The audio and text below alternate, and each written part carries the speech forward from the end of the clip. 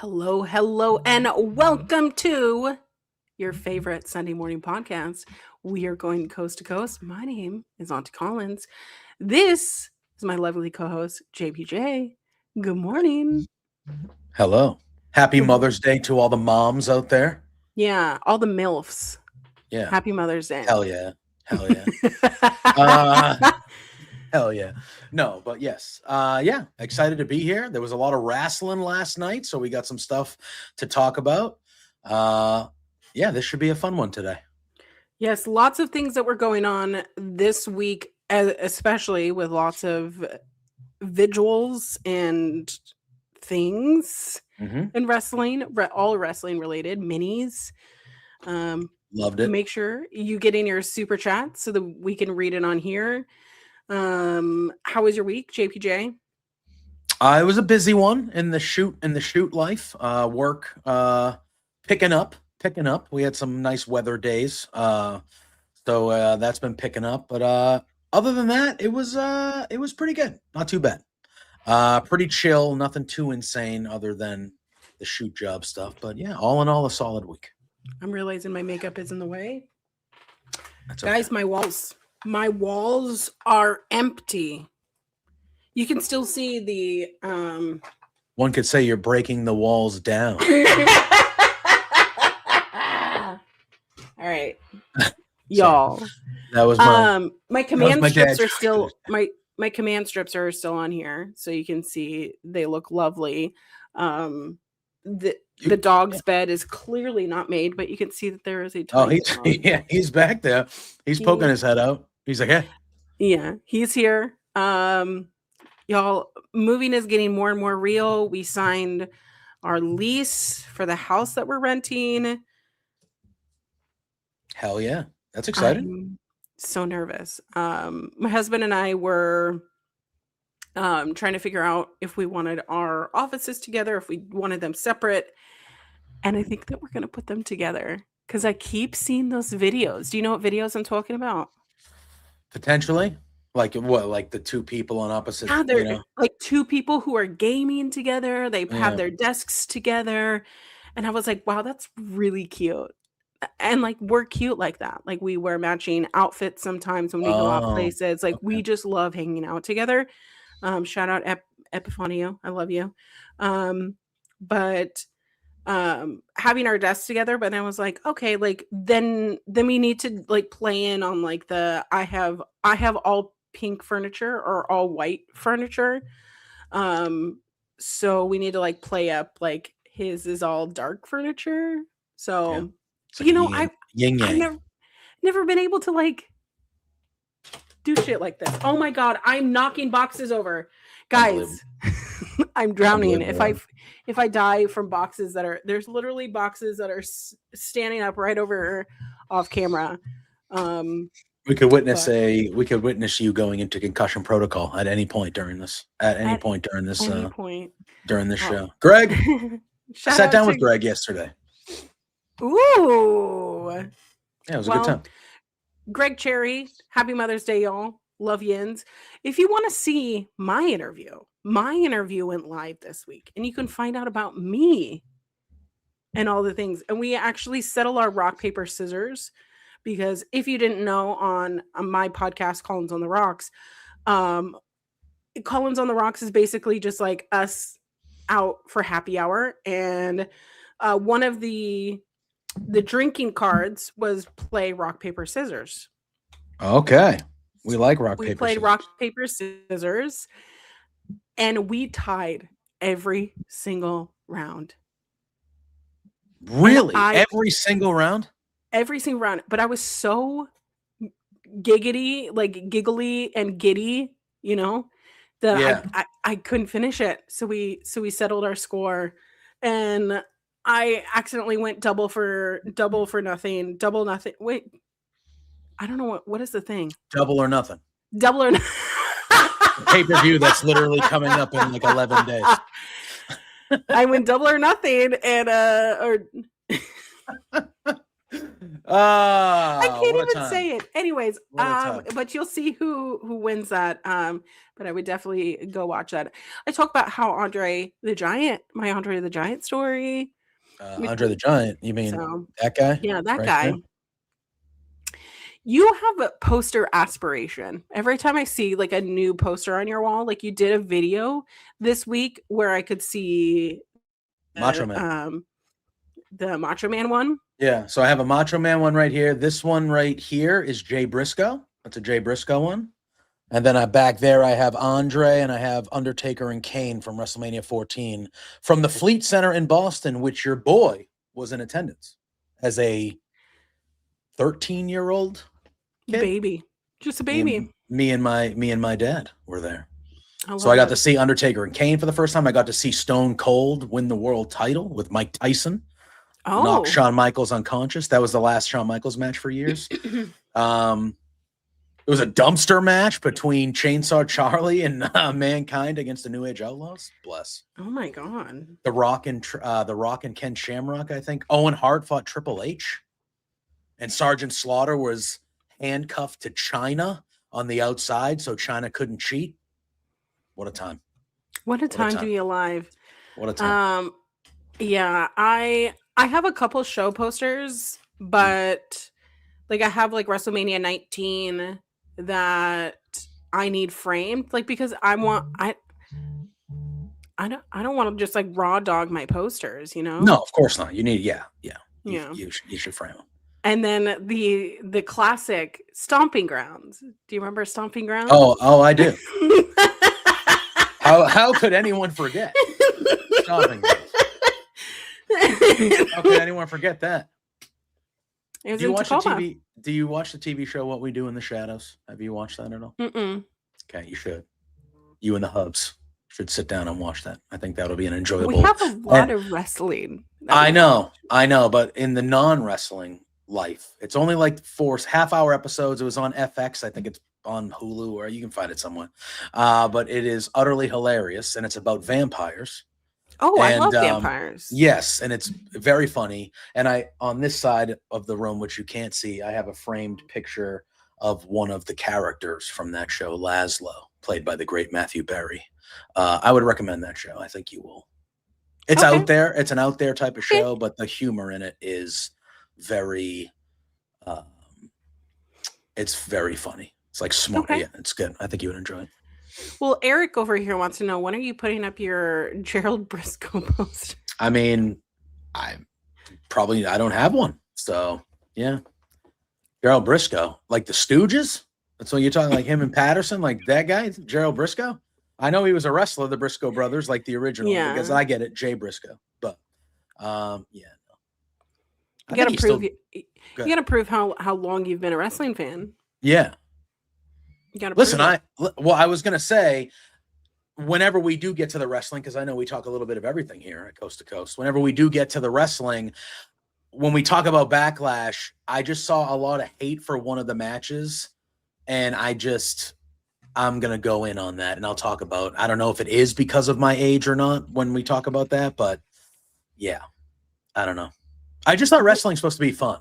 So at Backlash. Triple H released, good on him for this, but on Twitter he released like a 2-minute video of him like doing the recording for that, like that famous Backlash. And like you can hear Stephanie in the background, and he like goes, "Hey, quiet down over there." And he starts laughing. He goes, "That's my wife. I'm allowed to talk to her like that." So then so that was funny. And then he starts going again, and right as he's doing it, she, on purpose from a distance, yells at him to fuck up the take. Tremendous stuff. Oh my God. But it's a good little like 2-minute video of him just repeatedly in all different forms just going, Backlash. Yeah, it was very funny. It was very funny. Well, I love nostalgia. I think that WWE Backlash has notoriously been what I would consider like C tier. Really? Okay. Because like Backlash like is like after WrestleMania. It's the feuds that weren't big enough to be on WrestleMania, or it's just been a la WrestleMania rematches. Yeah, 2018. Which is why I thought last night, oddly enough, Yeah. I thought last night was refreshing. Because it had like, we know if there weren't injuries, Seth and Braun would have been a WrestleMania match. 100%. Io and Asuka should have been a WrestleMania match. Should have been on WrestleMania. Roman and Jacob fought too, even though that's a new feud they established after Mania when Roman won the title. That is a WrestleMania quality. Yeah. You know, so I'm going to be honest with you, and I think Scott just nailed it in the chat. I went in there with very mid expectations, and I thought that was a very good to great show last night. I really thought that was there were still commercials and stuff like that, but it did not feel like it was they didn't hunker down the show with a ton. At least it didn't feel that way to me. All the matches got time. It just felt like a wrestling show, and it exceeded my expectations big time. I mean, I don't think that any Backlash will be better than the 2001 Backlash, the fallout from WrestleMania 17. Of course. With who shall not be named, and then my favorite wrestler that I can't even point to, Kurt Angle, because I just took his picture off my wall. Oh no. Isn't that a song? I think so. Picture down. I think so. And that is true, Scott. That was another great thing. I know you're on the West Coast, so it was even earlier for you. But that event it was over by 8:45. Yeah, it was over before dinner. So crazy. I'll mention before we get into any Backlash talk, I didn't finish it. And it's not that I didn't want to. It's the fact that I'm moving. So if you didn't know I'm moving, hey, do you guys know that I'm moving? How many times could I say this? I'm moving. So you sound like someone who does CrossFit. Except move. You know what's so funny is this is my office, right? Like it's just like a 10 by 10 room. It's my bed that I had when I was single, which is my dog's bed now. So if I want to I have like a TV that is in here. So if I want to like hang out or we have company over, like this is the place that they get to hang out, right? If I want to watch something and my husband is playing video games, like I'll come in here and watch it. Mm-hmm.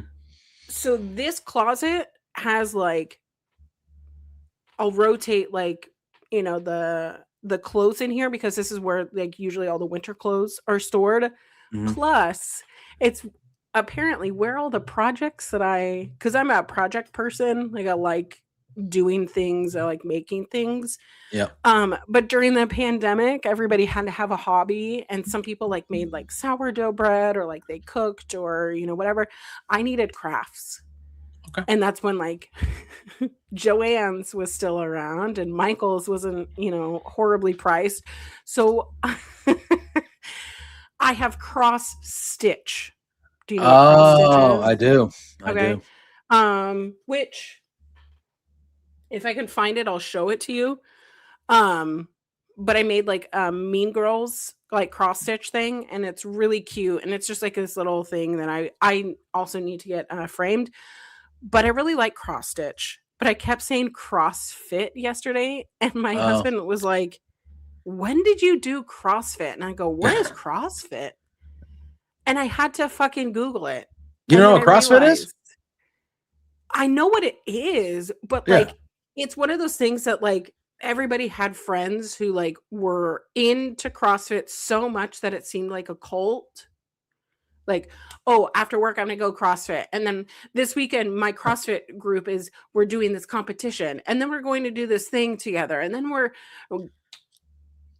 okay. Hey, more power to them. You know, my fat ass sits in this chair the majority of my life. So like good power to you working out and stuff like that. But yeah, the people that I knew that were super into it, it was like 85% of the stuff they talked about. Yeah, it's all they talked about. And I was like, hey, man, cool. I did my set or, you know, whatever their competition thing is.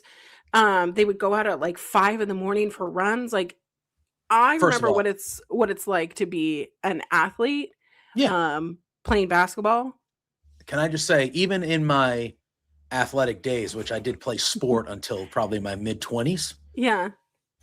The getting up early and running thing, never understood it. I'm like, how does that, you work out before you have to go to like real work? That's in the people that do that. God bless you. God bless you. But like, I was always an after work or like maybe even nighttime gym person or workout person when I was like definitely in my earlier days when I was more of a mover arounder, I would call it.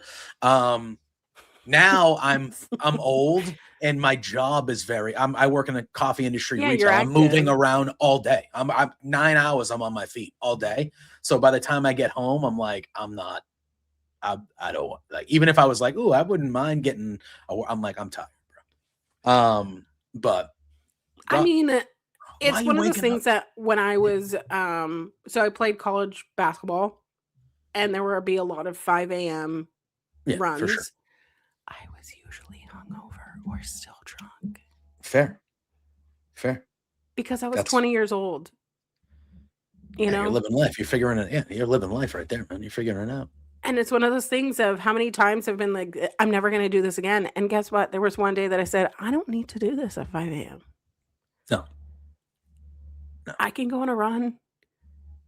At 2 p.m. 2 p.m. You can go on a run. What's wrong with that? What's wrong with a nice little 2 p.m. run?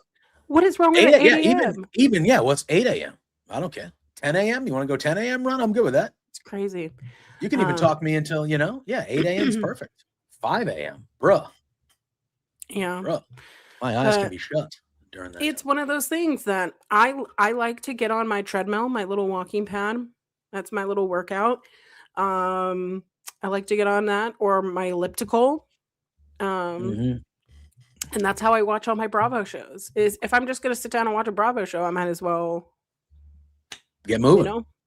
Yeah. So, speaking of Bravo, by the way.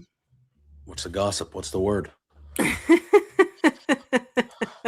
What's the word? So people are realizing. So if you didn't know, I feel like I have to remind y'all, there was a love triangle between these guys, right? Yeah. Okay. And then there was a weird statement that came out. Okay. Because now different people are together and doing things, and it's basically Sierra's best friend, right? Yeah. It is now coming out that West, that guy with the weird face, the blonde hair, he has slept with more people. All right. And other people are coming out and saying, hey, we had a full ass relationship during this time that you were saying all of this is going on. And I don't know how much that helps Sierra get over it, but like, when you find out that the guy that you have been in a situationship for a long time, like you're more so towards like an actual relationship, is not only like fucking around with your best friend, but is now sleeping and having a relationship with Jennifer Fessler of Real Housewives of New Jersey, like older lady, MILF. So to older, would they call? Yeah, all right. I don't know who that is. So I don't know any of these people. I don't know any of these people. Reality television. Well, yeah. So what? They mingle together? Different people from different shows mingle together? Yeah. Do you know that they have a whole convention called BravoCon? Oh man, that must be the worst place to ever be in the history of Earth. I cannot imagine. Well, obviously, but I cannot imagine being places that would be much worse than that. So, just so you know, I've never seen a ticket lottery like that to where people are like, I'll give you, I'll pay, give me your tickets and I'll also give you like thousands of dollars, or I'll give you this luxury item, because they sell out. So you have to go on a list then. You said lottery, so you have to go on a list. And it's like a lottery. And are there not a lot of tickets? Is it like a very limited? Yep. And it's always in Vegas, but like how many people can like fit into like one convention area. Yeah. And I don't know. So I mention all of this because I would certainly get over an ex-boyfriend or an ex-situationship so fast, learning, oh, he's been fucking around with more than just my best friend. Like, I got beef with my best friend. Yeah. That I cried on her shoulder about this guy. Yeah. And now I'm hearing that, like, he's into all these other, he's been inside. Whoa. All these other bitches from the same. Hey, man. Done. Yeah. I get it. I get it. Done. No chance of ever being friends, ever being like in contact with them. I want to be the furthest away from this person, and I would get over them so quickly. Yeah. Yeah. And I mean, look, I'm sure there'll be some emotional stuff to it if she's still, it feels like the fact that she hasn't already kind of ended things, in my opinion, it feels like there is still emotional attachment, because why the hell would so this should be something that hopefully helps that and goes, oh, all right, he's actually the piece of trash I thought he was, see you later kind of thing. Yeah, but exactly. Here's the thing. So, well, this one we like, though. This one we feel like is a good person. The Sierra Miller? Yes, we feel like she's a good person. Yeah, I think that she's proven herself with being a good person. Okay, because I feel like, and again, this is I am clearly not. I mean, she was an ER nurse during the pandemic. That's fair. That's fair. What percentage of people that do these type of reality shows do you feel like are actually good people? Because for me, that is actually very valid. As a non in the world person, I feel like 85 to 90% of them are probably the trash of the trash. As far as quality humans go, not trashy as in trashy, but garbage humans. Absolutely, I agree. Now, people love watching chaos, and people love watching garbage. But I could also say that about the wrestling industry. 100%. Because I think that there are plenty of people in the wrestling industry, because it's all about ego, right? It's all about people having egos and thinking that they're better than other people. But it's the thing of, would you just shut the fuck up and realize that, like, this ain't about you. This isn't always about you. Yeah, it's true. But once you reach a certain level, you got to stay at that level. That's scary. It's scary. It is. But all that to say, the finale of Summer House is going to be next week. We've already kind of seen the preview of Carl, who you haven't heard about, because Carl has been staying in his motherfucking lane this season. He opened up what's called Soft Bar. So Soft Bar is because he's sober. So it's basically like a mocktails bar, but he that's the nice atmosphere of going to a bar, like having a good time at a bar. Yeah. Oh, that's actually a really good idea. Yeah, isn't it? That's a very good idea. But so he's been staying in his whole lane, being very zen. He, at the beginning of the season, he said it was summer of Carl. So he's like getting himself back into like everything. So he's been through a lot. He wrote a book this last year called Cake Eater, where he talked about like his addiction and how losing his brother to an overdose really changed him and helped him get sober. And he really believes that like everything that he does, like for the sober community, for, because he goes to like different events and speaks and does, he has a podcast and does the whole nine. He's like, every time I do one of these engagements, every time I feel like it's my brother reminding me to like stay the course, So, but he's been so zen this entire season, but we get to see him like, because Kyle, remember Kyle told his wife to fuck off, and he's been like, exacerbating his wife this whole time, and they end up getting divorced, which is but it's the thing of Carl goes after him, and you see them get into a physical altercation, which I don't think we've ever seen before on the show is people getting to actual fight. Yeah. But it's just I'm ready for it. Obviously, it's going to be the last episode, like, and then they have their reunion. So it's going to be the most dramatic the next couple weeks, which is crazy because my next couple weeks are going to be also dramatic. So. Yeah. Yeah. It's always fun. It's always fun when you know that's coming down. Yeah. But new lease has been signed. We gotta pay our deposit, which is you know. Oh yeah. And it's a house. So like I'm excited to move into a house, but it's like, okay, I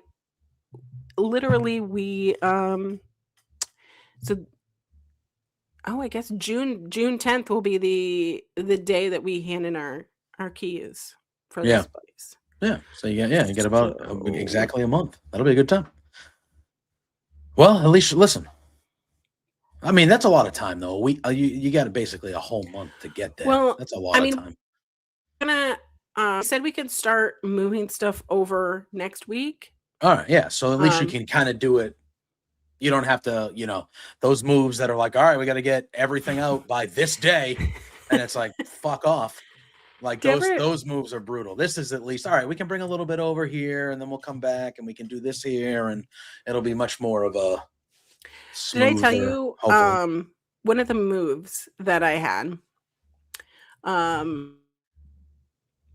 So I moved from New York to Pittsburgh, right? Mm-hmm. Because I was so in love. Oh, that is just disgusting to disgusting right there. Let me tell you, New York to Pittsburgh. So I was trying to like it was one of those things of like I didn't know, what the plan was going to be. I was living with my brother Paul ended up going on a mission. So if you're a part of the cults that I call it a cult, sorry. The Christian church, sometimes certain denominations go on what is called a year-long mission. So basically like you're a missionary for a whole year. I went on one, but I didn't go for a whole year. I only went for 4 months. Anyways, needless to say, I went to China. Oh, all right. That's cool.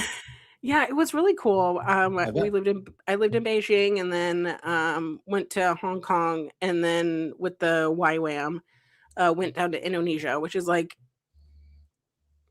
it's crazy. I also got like a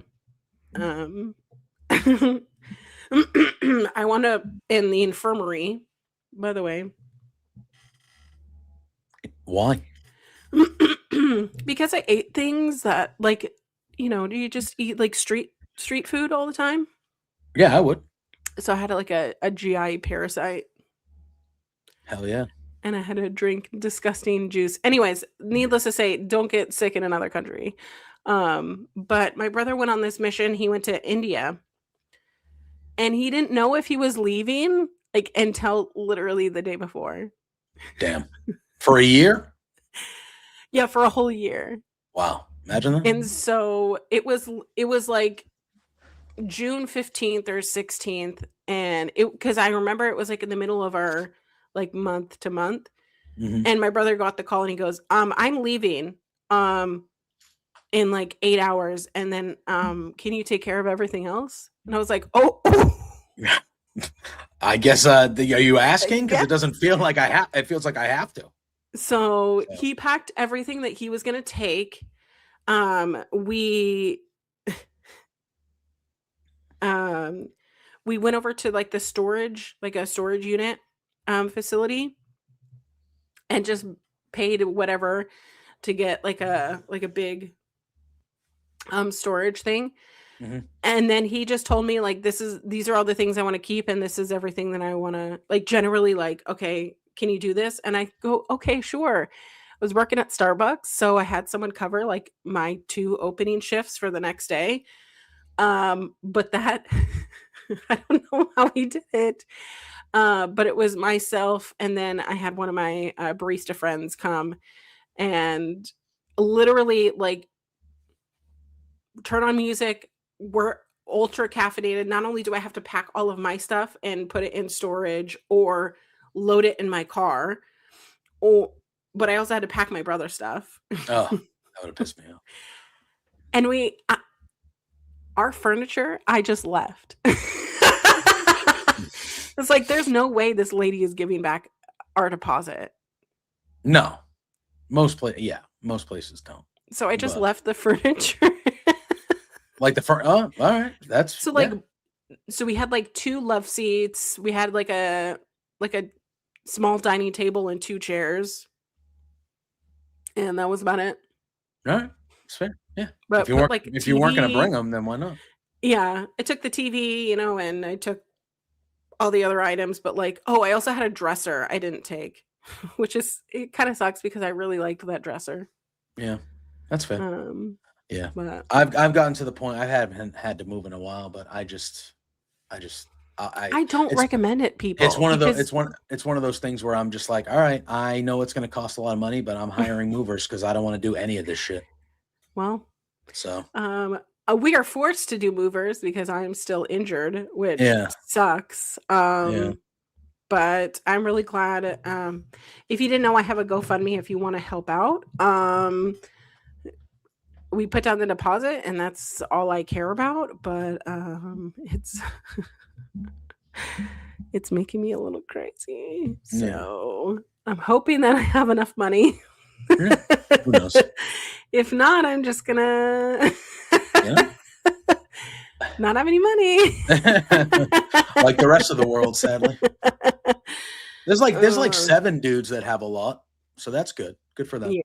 But there's like 7 to 12 dudes that have a lot, and the rest of us are just kind of. Sometimes when I can't sleep at night, I just think about like, what it'd be to just have like 0.01% of it. Yeah, be a good time. Be a good time. Yeah. Maybe. Who knows? Yeah, I think it would be an all right time, but we'll figure that out. Yeah.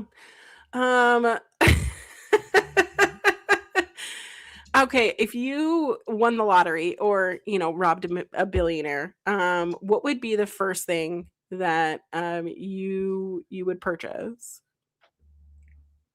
Like, are we talking infinite? Like, we have a lot. Like, I don't have, like, I would buy the Boston Red Sox. 100%. 100%. Be the first thing I do. I don't give a fuck about me. I will buy the Boston Red Sox. That's the first thing that you would do. Mm-hmm. Look, obviously, I would do stuff for myself. Like, I'd buy a house. Of course, I don't think that you I would buy like an actual house for us. Like, I would, I'd pay off my mom's plate. Like, there would be things I would do. But one of the core things I would do, now they wouldn't sell it to me because they're pieces of shit. But I would try to buy the Boston Red Sox. That's so fun. I think the first thing I would do if that money hit my account. I mean, I pay off all my debt first if we're being well, real. Yeah, but it's like, what would be like the boring answer? So I'm not going to say, I pay off. I would take care of. I'd make sure I was fine. Like, obviously, if you win the lottery, you are now financially secure. But I would make sure all that shit was okay. You mean I don't have to worry about the crippling money situation? Like, I don't have to worry about if one bad thing goes wrong, I'm fucked. Like, that would be. Let's see. I for sure would not buy a wrestling company. I mean, I would think about it. I'd think about it, but I definitely wouldn't do it. And if I did, you know what? I take that back. I would buy a wrestling company for just women. Call it something like Riot Girl or something, like something punk, something cool, have like a wrestling school, and only train women. Okay. And then have like women only shows. Yeah, that would work. There is a market for that. That'd be fun. But we wouldn't limit it to just like cute little wrestling matches. No, we would have death matches for sure. All right. Yeah, There you maybe go. that's my So impulsive purchase. Maybe going to Japan. Maybe going to Japan is a Japan. place that I would like to go. I definitely would go to Italy. I would definitely go to Italy. Ooh. Yeah, Wouldn't look it at be there's cool a to like have that much yeah, money and be like, oh, I really want like pizza, but like Italian pizza, or like I really want yeah. pasta like from Luckily, Italy, yeah. Well, yeah. I've never experienced that, but and then I you can just go to get on a plane and go. yeah. I could go to the North End in Boston though and get pretty damn close. But the North End in Boston is a magical place. If you are coming to Boston ever, Mm-hmm. you need to set aside a dinner in the North End, and you can literally pick anywhere. You can pick any Italian restaurant in the North End, and you will get a great meal. But yeah, You know, I have to say, out of like all the cuisine that Seattle has, because we have a lot of like, we have this insane, insane Korean place mm, over here. I literally crave. They have like a kimchi bar where it's like mm, different kinds of kimchi. yeah, I drink about it all the time. Anyways, um, Korean teriyaki, which teriyaki was founded in Seattle. Japanese. We have some great Chinese places. We have insane Thai places. Italian is not a strong lacking. suit. Oh, come on now. I because so where I grew up in New Jersey, Mm. um oh my I feel like god. the Italian presence in New Jersey would be good. You probably had good Italian food. Yeah. So there was this one hole in the wall restaurant. It kind of just looked like like there was a parking lot, and it's not like it wasn't there, but it had like that like old school like awning that Mm-hmm. goes over the the back. So Yep. you had to go down like this little like alley, and the way that they like made it looked what I would think that Italy would look. So you had to like go back down this like little alley place. You go, there's no like waiting like waiting area. So if it's like busy, you're standing in the courtyard area. Um but like very like dim lighting, like all of the lights were like in that like green like Mm-hmm. glass kind of thing, like very like ambient, like can't real candles on the table, like there's like Mm-hmm. a you know what is it, a table what is that called, table dressing, tablecloth, sorry. Yeah. But like very nice Yeah. dinner, but like they had the best fucking lasagna. Like the best lasagna I've ever had in my life. Yeah. Um and the name is it's gonna come to me later. Um but it was just like if you wanted to make sure that you ate at 6 p.m. on a Friday, you had to make Of reservations. course. Of course. And I loved going there with my parents because of course my parents always paid. Um but it was like my parents knew the people, so that they were always bringing like, oh, bringing all these things and trying all Mm-hmm. these things, and like my dad always loved like all of their seafood dishes, so like they would come and like bring like different things that weren't on the menu. So I don't know, my dad liked to live lavishly. I mean, he's from he's from Boston, so he, We do he like nice things. but I don't know. It was just a very, yeah, I definitely agree, Jordan, over here. It's really nice to treat yourself to a nice restaurant experience. Mm-hmm. I agree. Um but I don't think that we have that kind of thing over here in Seattle. That makes me really sad. Because if I'm like, oh, I want to go to an Italian place, the only thing I can think of is Olive Garden. Don't you dare. Listen, salad and breadsticks all day. That shit's still delicious. But don't you even dare. I wouldn't even call that an Italian place. They just serve pasta. Yeah. That's what they And look, do. it's fine. It's fine. But you can go to When also the handy grocery family. store. You could just go to the grocery store and you'll be fine too. But yeah. Luckily, Italian food. Listen, I don't want to sound like one of these guys, but Mhm. where I am from in Massachusetts, we have the best of almost everything. So I will argue, and you lived here a little bit. I will argue, and people think it's crazy. Massachusetts Chinese food tastes better than most other Chinese foods you will find throughout the country. I don't know why. But if you come to Massachusetts and you get some Chinese food, you'll be like, that's the best Chinese food I've ever had. And you'd be like, I did not expect that from Massachusetts. And I'd be like, I know. You expect the seafood. You expect the Italian. I feel like those are the two things you expect. But our Chinese food is unbelievable. Unbelievable. We also have a lot of Mexican restaurants. That's probably the one place you can find good Mexican food around, but that's probably one of the cuisines that is probably a little bit lower on the tiers of like we could have a stronger Mexican presence. Everyone could. Yeah. I have one luckily right around the corner. It's called Azul. It's the highest rated Mexican place in the Merrimack Valley, which is like the towns that I live in. And it is excellent. And on Wednesdays, they do $5 margaritas. Oh, hell yeah.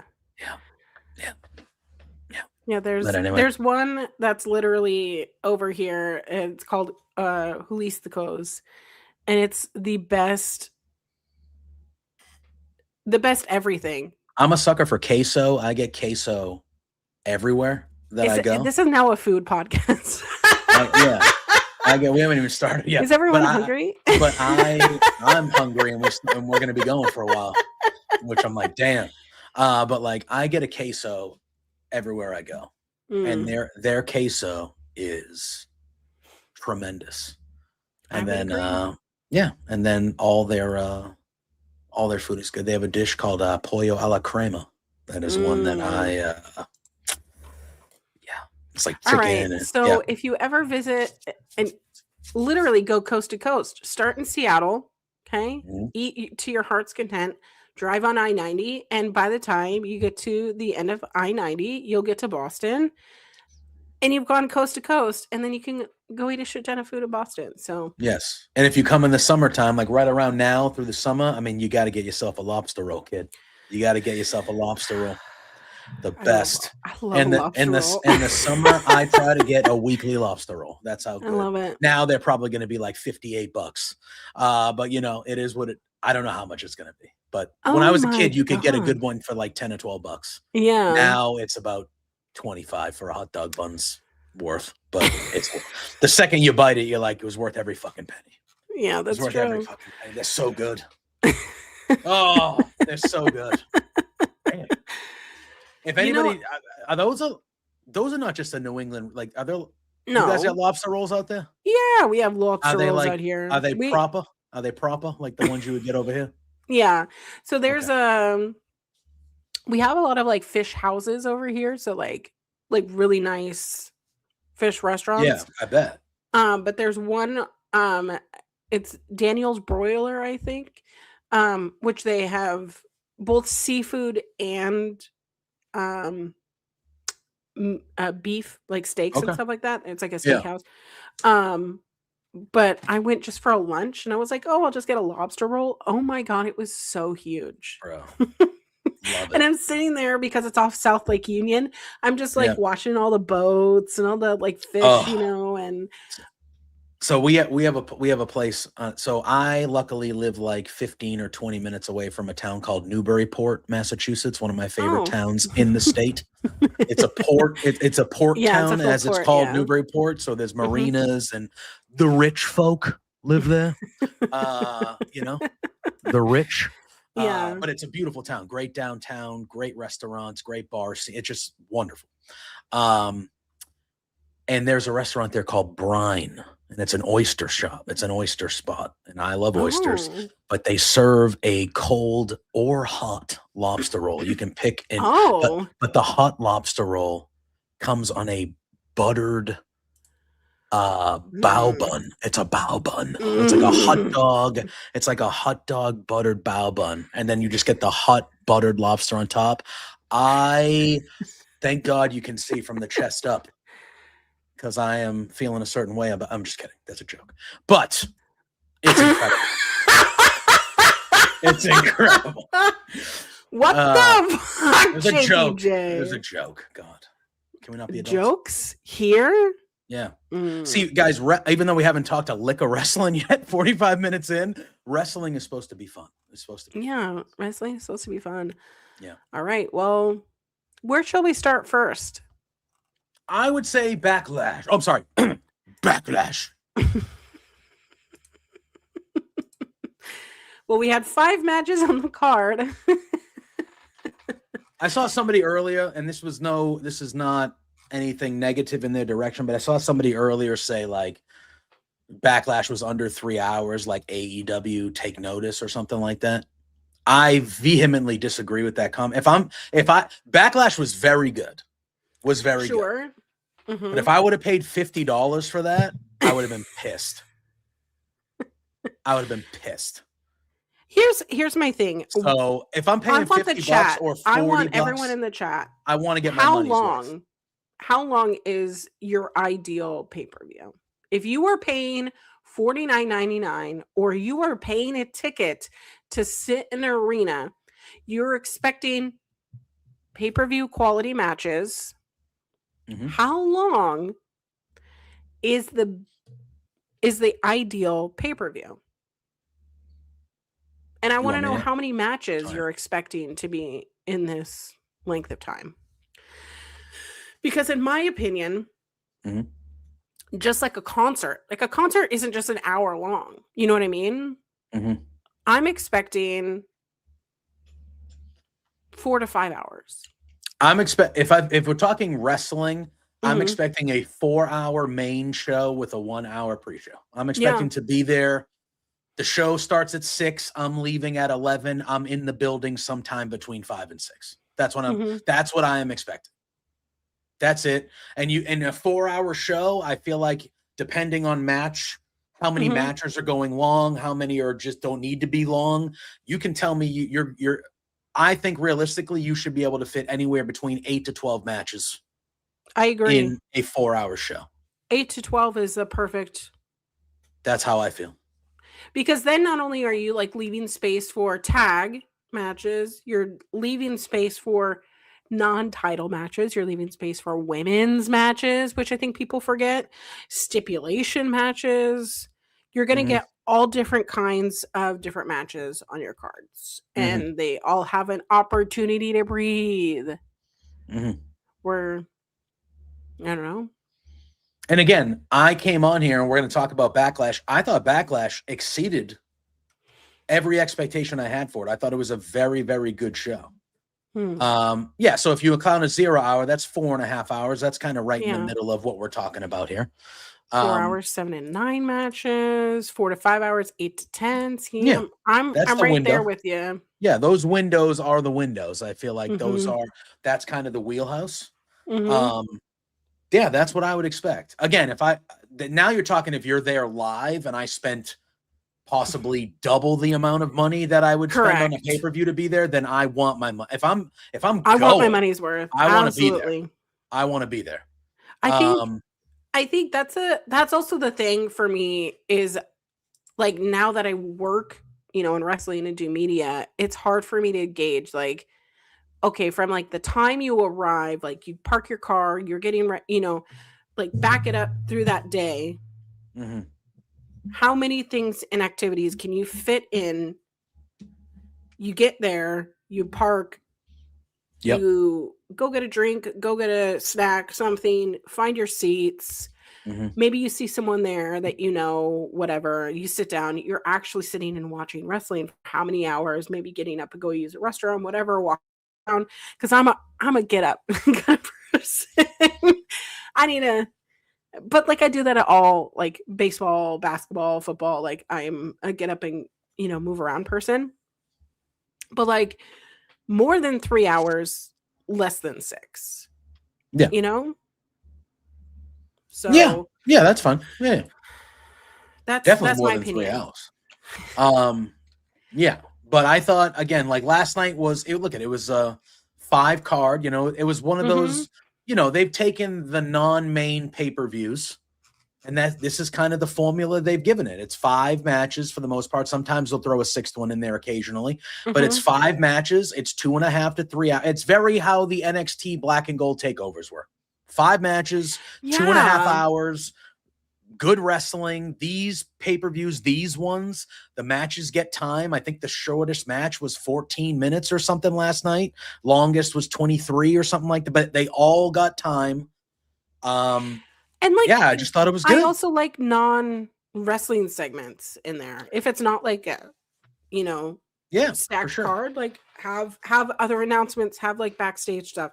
The only exception, I think, is WrestleMania / All In, because those are your marquee shows, right? Those are this is what we've been building up for the entire year. Let WrestleMania, they're never going to have WrestleMania just on one night ever again. No. I thought that with the amount of wrestling, if you combined them both nights, though, it would have been less than what we've seen on a one-night WrestleMania before, because everything else was a bunch of bullshit. But anyway. But it's the thing of like, if you're paying that much money and it's a big spectacle thing, it's like the show of all the shows, I'm expecting 13 matches at least. Yeah. So like I mentioned that because All In or Y'all In from last year was like what, 13 matches in like 7 hours? 7 hours or 6 hours. Now, again, when I say I want my money's worth, I think that is excessive. That's a long show. However, I bought a ticket for that show. But if you're going to start the show at 3 p.m. in the afternoon, which they did, okay. Like, I care more about if you're going to give me a 5-hour show and you're starting at 8 p.m. at night on a Sunday, bro. What is that? What is not everybody, come on now, start that shit at 6. I hate a Sunday pay-per-view. I will tell you. Yes, I agree. And selfishly, I hate them because like I want to talk about them with you. Yeah. But like also I go to work on Monday. Yes, like most of the world. Yeah. I say the North America, but like most of the world goes to work on Mondays. And so like we obviously Backlash was a Saturday pay-per-view. AEW has been kind of moving back to the Sundays, at least the last couple, and Double or Nothing's a Sunday, but it's Memorial Day weekend, little different. So I don't care about the Sunday pay-per-views because AEW does the Double or Nothing on Memorial Day, and they used to do the All In or All Out on Labor Day. So like a lot of people besides me, because I work in retail. So, holidays like that, fuck me. But most people have that day off. So like that is cool. But we got spoiled with the Saturday pay-per-views the last like 2 to 4 years. And I never want to go back. I never want to go back to the Sundays. I'm like, Saturdays is better. When is Labor Day? So Labor Day, oh my God, Labor Day this year is literally the weekend after All In this year. Yeah. So. Because All In is on August 30th. Yeah, Labor Day is probably the 8th. And Labor Day isn't until September 7th. 7th. That's late. That's a late Labor Day. It's usually right at the beginning of September. That's a late Labor Day. Yeah. Labor Day where most stores are still open and people have to go to work on Labor Day, but bless America. Well, let's talk about this Backlash. So yes, we can. I think it was paced really well. Only 5 matches, starting with what would be, I think, my favorite match. Going into it before everything else. So it is your longest match. Braun Breaker defeating Seth Rollins in 21-26. JPJ, how did you like this match? What did you think about Braun going over on Seth? I know that you and I were kind of talking and kikiing about it, but tell me your thoughts. Really liked it. Really, really fun opener. I'm glad they opened the show. I'm glad they got this much time because this story started in October. This has been a long, Braun speared the shit out of Rollins in October, guys. Now I know they both got hurt, so that's it's not either of it's not even WWE's fault. They both got hurt. It was what it was. But this was very, very good. I thought that you could see the animosity they both had for each other. I thought they played really well. Fernando saying it was a hard-hitting match. It was. It was back and forth. Towards the end, there were a lot of sequence. They had me going, oh my God, is Seth going to win? And then it was like, no, Braun's going to win. Okay. Oh, no, wait, no, Seth's going to, and I was going back and forth there, which I really, really liked. Had a couple big spots, the dive from Braun onto the table. Oh my God. He does. Just every time I'm like, he's going to ruin his knees. Every time he does that. It was really hot.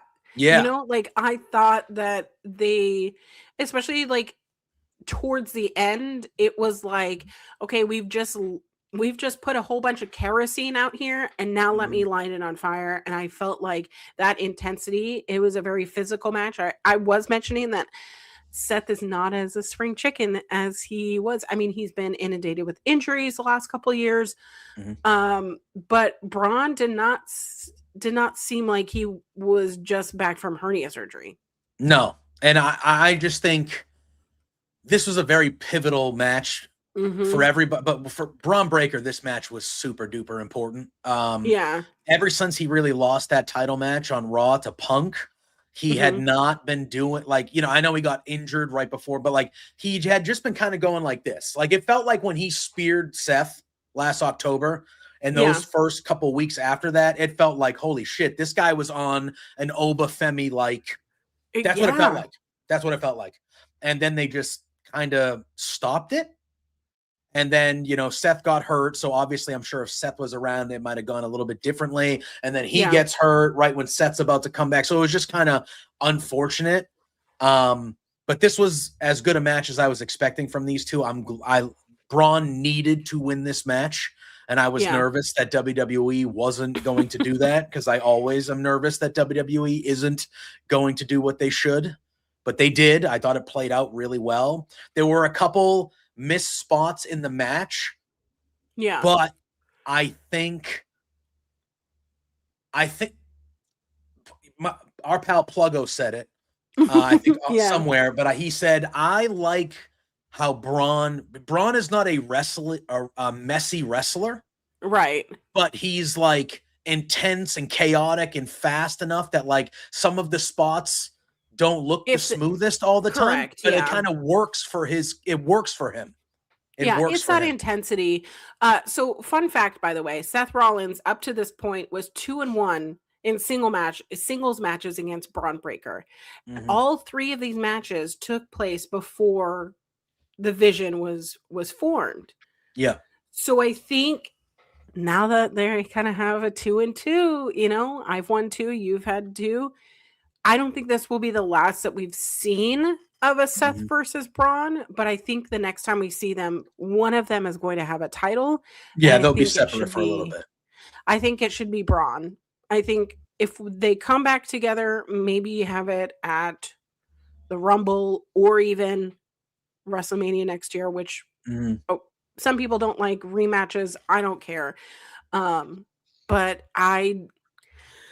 man, every time that Braun does that spear, I lose the air in my lungs. It is so good. And you know, it's kind of funny that like a lot of my favorite wrestlers, their move is the spear. Listen, if you have a good one, it's an iconic all-time finishing move, and Absolutely. Braun has as good a one as I think we've seen. They were just how fast he gets on that clothesline when he runs the ropes. He hit one earlier in the match, and then he tried to hit a second one, and Seth reversed it into the pedigree, which was crazy, really good. It was just really, really a good match, and I'm glad Braun won. And even afterwards in the post show, Seth kind of leaning into it and saying, like, you know, kind of talking about how he's not. Maybe I'm not as, you know, like, I'm getting a little older. You know, he kind of leaned into it a little bit, which I think will be that's an intriguing character arc for me. How they play that off with him. If he starts getting a little doubt in him, like, you know, it felt like he had a little bit of doubt in him. And Seth is a cocky guy. He's always been a cocky guy. That's part of his character. But I think him kind of getting a little chip in the armor a little bit. It defines character. Yeah, it defines I'm intrigued to see where they go with it. Well, yeah, it rightfully so was the longest match. I thought it was great. But Braun Break, I mean, Seth Rollins countering the spear into the pedigree, Braun intercepting the stomp, getting a spear in, and then a pinfall victory, I think, really solidified Braun's status. And I think it should help his trajectory to go up towards that main title picture. So, I think Braun might be one of the perfect people. I don't think he needs it, but Money in the Bank, potentially. He should at least be in the match for sure. But yeah, he's really good. So this pay-per-view wasn't null of rematches. Our next match is definitely a rematch from WrestleMania. Trick Williams with do you know who Little Yachty is? Like, is that a person that you know? I mean, I know who he is. Yeah, he is a Grammy. I mean, I know who he is now, but I don't. Yeah, he's not part of because you listen to very different music. Yeah. I listen to very different music. This isn't the kind of music that we listen to. However, I will say, like, I've liked him. What? Have you liked what he's been like? I feel like he's at least been there. Well, he's at least like been there every week, and he's at least like Travis Scott. Take notes, buddy. I mean, like if you're gonna commit to something, commit to it. Commit. I will say he is committed to the bit. Sure is. That haluva kick he took. My God, I thought he was dead. I thought he was dead. Yeah. And then he got up 2 minutes later, celebrating like nothing fucking happened. Jesus Christ. But Trick Williams took on Sami Zayn. Your champ. I mean, Sami Zayn's always going to have a good match. Sorry, my starting to bother me. Sami Zayn is always going to have a good match. Was this my favorite match? No. But it wasn't a bad match. I'm not going to say that it wasn't a bad match.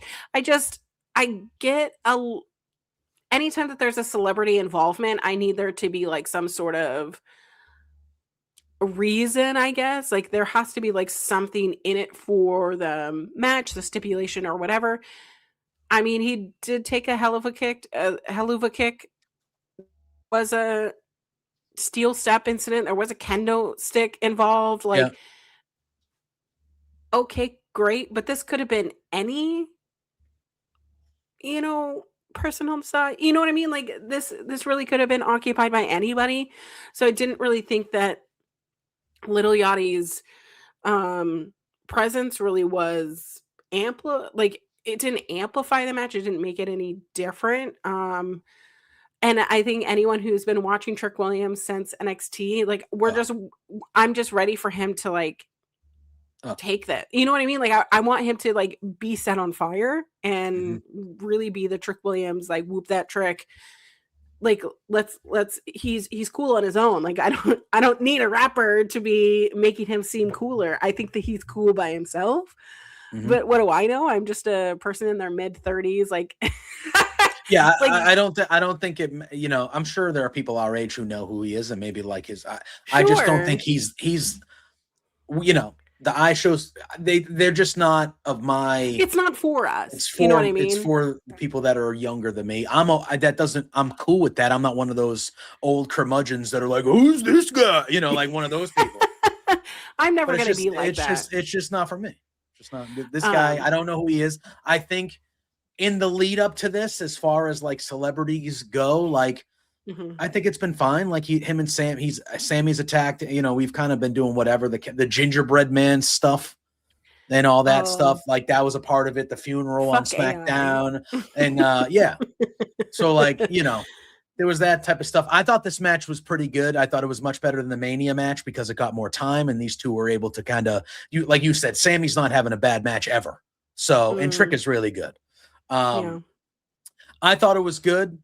Yeah, I knew Trick was going to win. He just got that title, and he's obvious. Just going this way. I do like how Sammy is still coming out and high-fiving people, like he thinks he's still the good guy here, and everybody else is crazy that they like Trick. But but Sammy's clearly the old curmudgeon asshole here. But I just like that dynamic. But I would think that I think this would be I would like to see Sammy actually go after Cody soon. I think heel Sammy versus Cody. I know he just lost these, so maybe like a little bit down the road. Because obviously Cody's dealing with Gunther now, whatever, which will be fine. Obviously, I love Gunther. But like I would like to see heel Sammy kind of start some stuff, maybe with Cody, and get I think that would be fun. But okay, well, shall we move on? We shall. Because this is the thing I'm going to get angry at. Yes, this was for me as well. Danhausen and his mystery partner. Minihausen. The Miz and Kit Wilson. I love Kit Wilson. Like, I'm obsessed because Kit Wilson is for the girlies, and we love Kit Wilson. I mean, you can be a girly too, JPJ. It's fine. I love Kit Wilson. I love everything about him. I want to see him on my. Now, I'm glad he's found a spot, and I will say, I've kind of liked the pairing with him and the Miz. I think it's funny. I know. I think it's funny. It makes me laugh. Yes. Yes. But Danhausen comes in with a cloning machine. Yes. So, like, I posted something because there was a report out there, or someone was saying that WWE had people painting faces outside of Backlash, right? Mm-hmm. So you could go in with your face painted and do that. And I said, this is the kind of treatment of Danhausen that AEW could have had, should have had, coulda, shoulda, woulda. Okay, because AEW was sold on the Danhausen shtick. Danhausen regularly sold over their main, title holders for merch. Mm-hmm. Yep. So people want Danhausen merch. Why not cater to? You don't even have to have him wrestle. You could just have him there. You could have whatever. Yeah. AEW, in my opinion, has dropped the ball on doing the Mercedes doll, all the Sting masks, doing a Darby mask, doing an Abaddon, whatever, doing the Danhausen stuff. Like, there's so many commercial things that they could have done, should have done, would have done, but I don't know where the buck stopped. Like, I don't know where the line was where they're like, everybody's like, haha, kiki, like, Danhausen is so funny, a blimp, face painting, you're cursed, like, little dolls, like, all the things. Like, this is a cash. Like, this is cash printed out. You could have just done it, sold 3 times, 4 times the markup, and people would have fucking bought it. Mm-hmm. Like, he's already selling your shirts. Yep. How would this not translate? And then actually having that kind of merch at their shows, which they still need to fucking do. However, I apparently missed out with the AEW Portland shows because I had the Marina Shafir jersey. Wow. I really wanted it. I wanted the Marina Shafir jersey. Anyways, I'm always looking for non-wrestling t-shirts because let me tell you, I have 2 totes over here, and it's not even all of them. It's only half. Yeah. I like a wrestling t-shirt. However, AEW could have done this. 100%. And there's all these people in my comment section, like some of the tweets that like pop off with 18, 20, 50,000 impressions are the weirdest fucking ones. And it's usually like ones that I'm just like, what's on my brain? Whatever. Yeah. And you can give me whatever counterpoint you want. You can tell me whatever you want. I love to hear it, even though I don't always share the same belief. But you know how many people were like, AEW would never do that. This shtick is better for WWE. I believe that this shtick is better for WWE. That's why it's actually working here, and it didn't work there. because this is it could have worked there, but WWE for all their and there are negatives clearly still, but like they have the right people that know what to do with this type of character. And he's perfect for them. And again, you're entitled to your own opinion if you didn't like that or you didn't like the match or whatever. I think, again, as wrestling fans, they built it up in their brain that this mystery partner was going to be John Cena or CM Punk or something ridiculous. When it's a comedy act, Kit Wilson's even a comedy act. The Miz can can do everything. He's a comedy. Like, this was clearly, again, I thought it was going to be Royce Keys. I thought it was going to be Royce Keys. Well, but again, I thought it was going to be Royce Keys. Then I saw the Minihausen, and then when the Minihausen got thrown into the clone machine, I thought it was going to be Royce Keys. Then a big muscly guy coming out.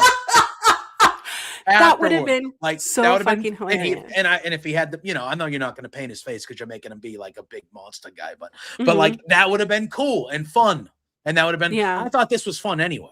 I love it. Was fun. Now this is where you mentioned earlier, and I was like, yeah, we're going to talk about this. Is where I don't know if it's because of my age, our age, people, because I saw Sean also was like, this is so ridiculous. I love it. I was like, maybe it's people our age because when we first started wrestling, watching wrestling, a lot of it was corny and goofy and stupid like this. Yeah. That's what wrestling is. Like, not everything. It's supposed to be fun. Yes, there are your feuds in your stories where people hate each other and they're invading their homes and they're beating them to a bloody pulp. Like, yes, that is wrestling. 100%. Then there's this side of it where it's just fun and there's just dumb shit going on. It should be fun. Like Triple H fought Henry Godwin in a pig pen match where there were like pigs and animals in it, and so a hog pen match or whatever the fuck. Like, again, but like, I don't know. This was so pro wrestling to me. I loved it. And I don't know if it's official, but I saw some people saying that this was the same person that was El Torito back in the day. I don't know if that is official or not. But if it is, El Torito, do you remember the WeLC match? One of the best matches in WWE history? One of the best matches on WWE pre-show history. The WeLC between El Torito and, oh my God, I'm not going to remember the other guy's name. But it's unbelievable. Interesting. Have you never seen the WeLC? I don't remember it. Oh my God. It's with 3MB. Who was the other little the Vince McMahon's son? Come on, the Irish one. I'm brain farting his name right now. The little person that was in Hornswoggle. Jesus Christ, Joe, get it together. I'm old, but it was Hornswoggle who was friends with 3MB versus El Torito. I think they blocked out like anything that had to do with like dwarfs or like match. What people would call like the mini wrestlers, like, because I just didn't, it wasn't for me. But they had a WeLC match where it was a TLC match, but it was the two little people fighting, and it was incredible. 3MB gets involved. Drew McIntyre's doing flips through tables and shows. Unbelievable. It's on a pre-show. I forget the pay-per-view. Oh my God, you got to go back. It's so good. It's so good. It's tremendous. But this match was just funny. It was just fun. It was fun. It was wasn't fun. Supposed to be serious. What were you expecting?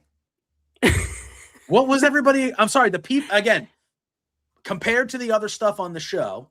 This was not the same type of wrestling match. Clearly. But what was everybody? The people that were like, "Duh." I said no. No bit. What were you guys expecting? Were you expecting like? I just don't understand I don't understand what people were expecting to like.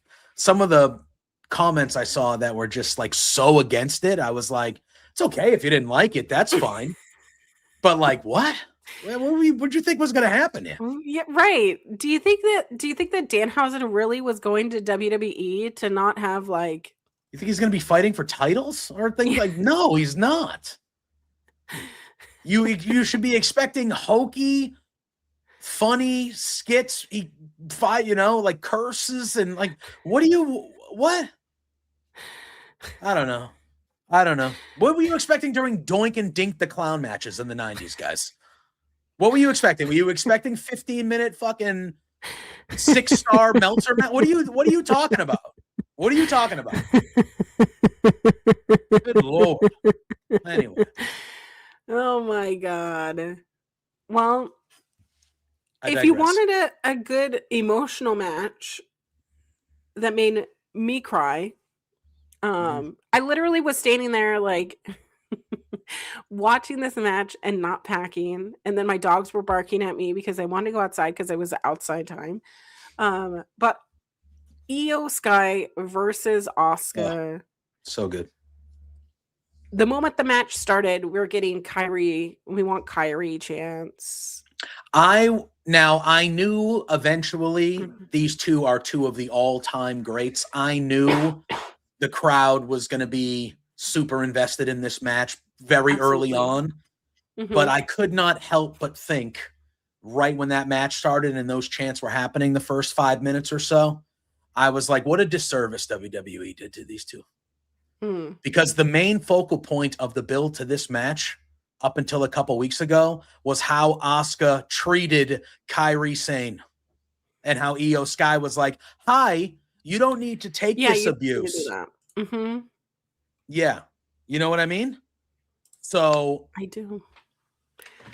I just was like, and then I was like, but then once these two got into the meat of the match, my God, it was so good.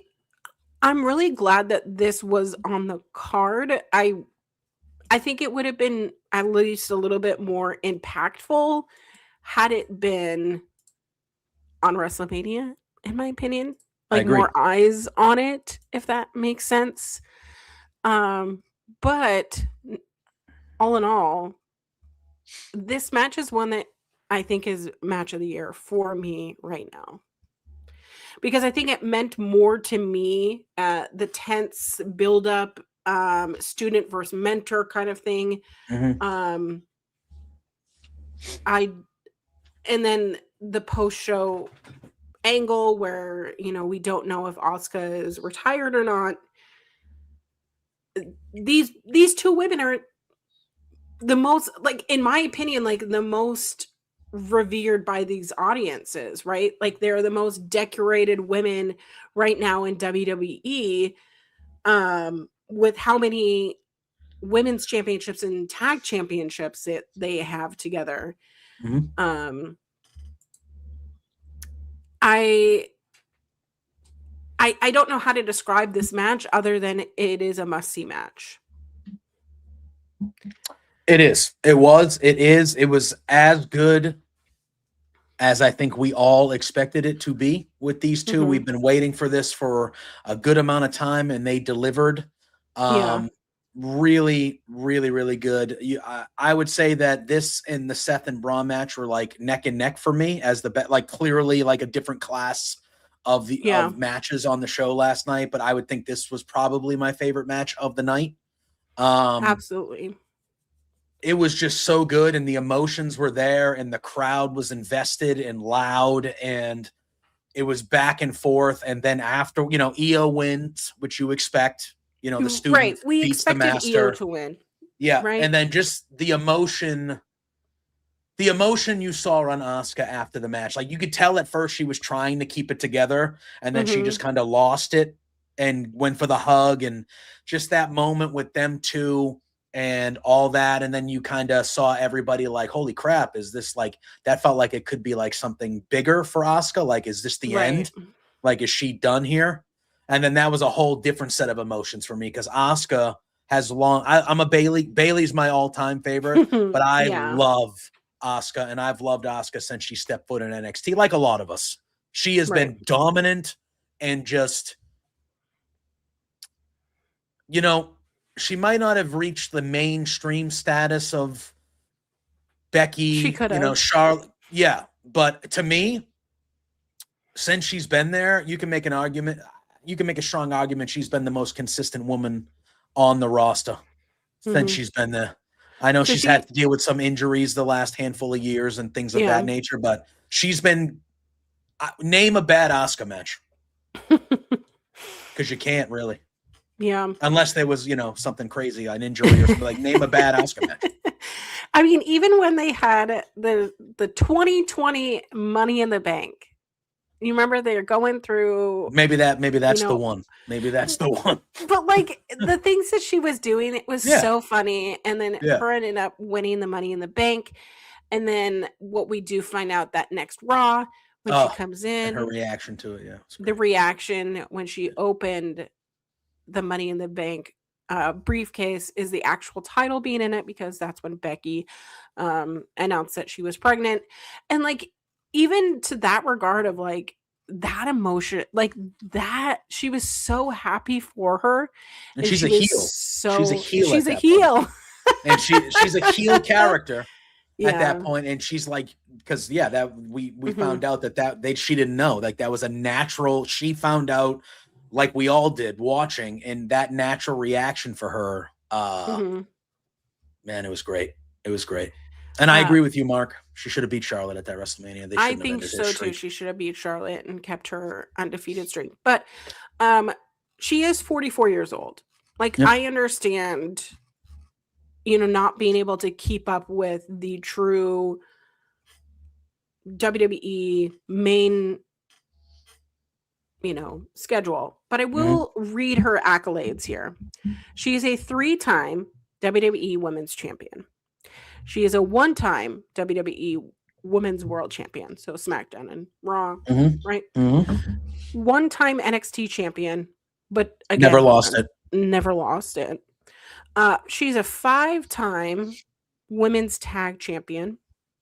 She's won the Royal Rumble. She's won the Money in the Bank. She's the Mixed Match Challenge winner. Do you remember when they did the... I did. I like those. I love a mixed tag. Yeah. I love a mixed tag.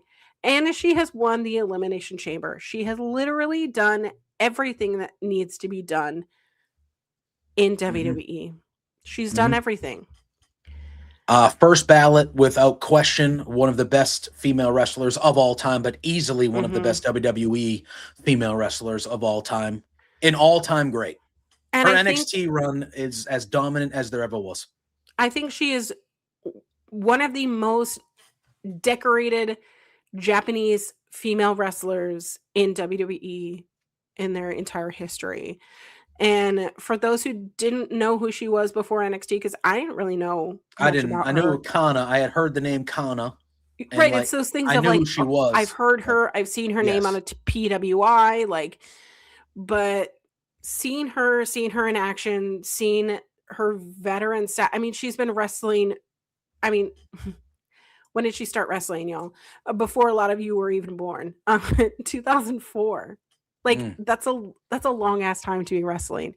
And a lot of these Japanese women's wrestlers, the rigor that they have to go through while training is it's pretty brutal. So and best theme, I think, presented like tremendous. And they got away from that theme for a little bit, but they went back to it a little bit recently, which they should. That is one of the great, CFO had a run of a lot of good songs, especially those NXT themes back then. They've gone back to a few of them. Finn Balor has gone back to his. Asuka went back to hers. Tremendous theme song. The presentation, even when she first would come out and she just had the line of paint and she would take off the mask, and then they did the full face. Like, she's just always had great gear, great paint, great colors, it's just the total package, as good as it gets. She won the mixed match challenge with The Miz. With The Miz. So funny. But I hope it's not the end. I know I saw a lot of people say semi-retired.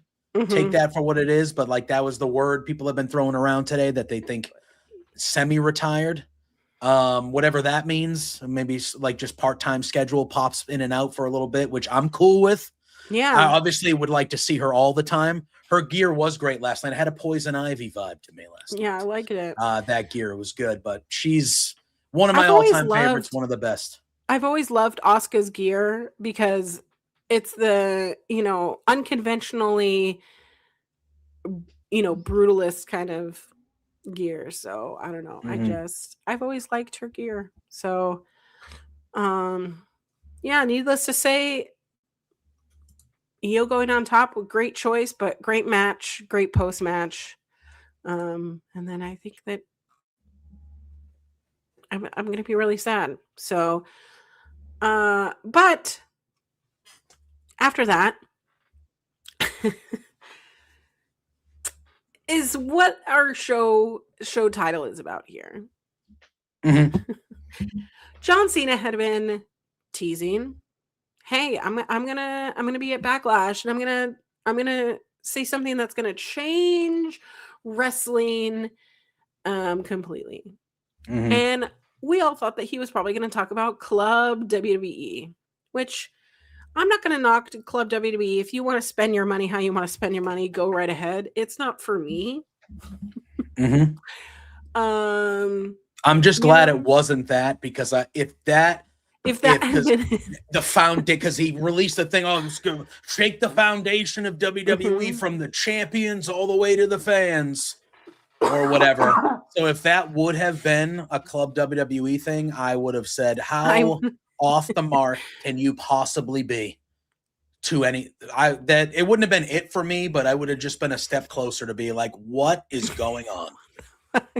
But it wasn't that. And I kind of was bought in on it until he kind of went into the details. And there's obviously one thing that is a big talking point for a lot of people that took me right out of it.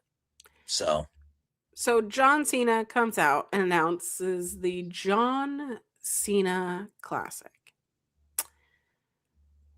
Of course, the crowd is chanting, right? They're chanting, one more match. Of course. One more match. Of course. And it's kind of like a tournament, but it's intended to spotlight the stars of tomorrow, your NXT, versus your current WWE stars with another championship. Well, okay, so go ahead. I get the vibe that this is going to be like an Owen Hart championship, where it's not going to be, you're going to win the John Cena Classic and then you're not going to defend. Right. Like, I think it's going to be one of those things, but I agree with you. Like, why are we creating new championships when you don't use the fucking current ones you have? But the stipulation in here that he says crowd participation.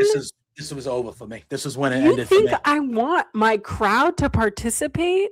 At that point, it becomes a publicity contest, and who the fuck cares about? Okay.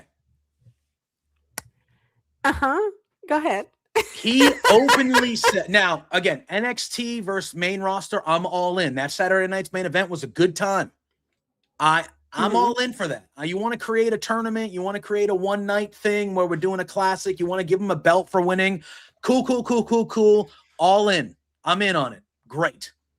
You're telling me that someone can lose their match and still become the John Cena Classic champion? Get the fuck out of my face. Get out of my face with it. No way. No how. No way. I do not accept. You do not pass go. Stop it.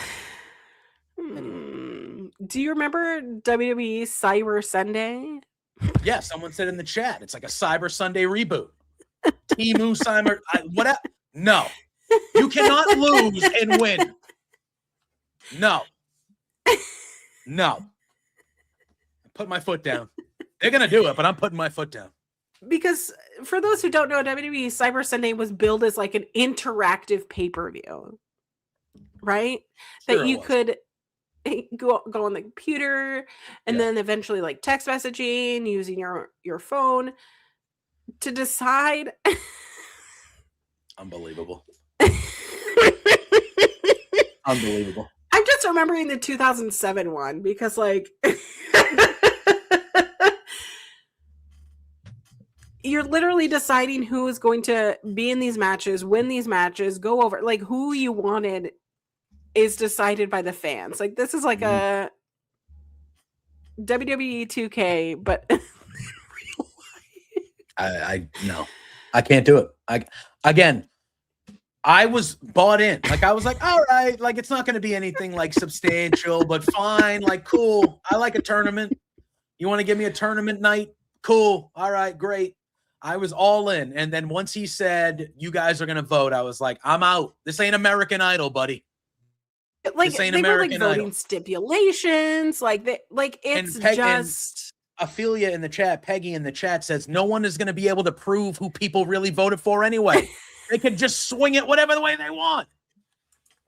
They can just say, I have a say. 60% of the people voted for this, but really 4 people did. This is just who they wanted to. Like, nobody's going to be able to prove anything. Okay, but Peg, you have a great point.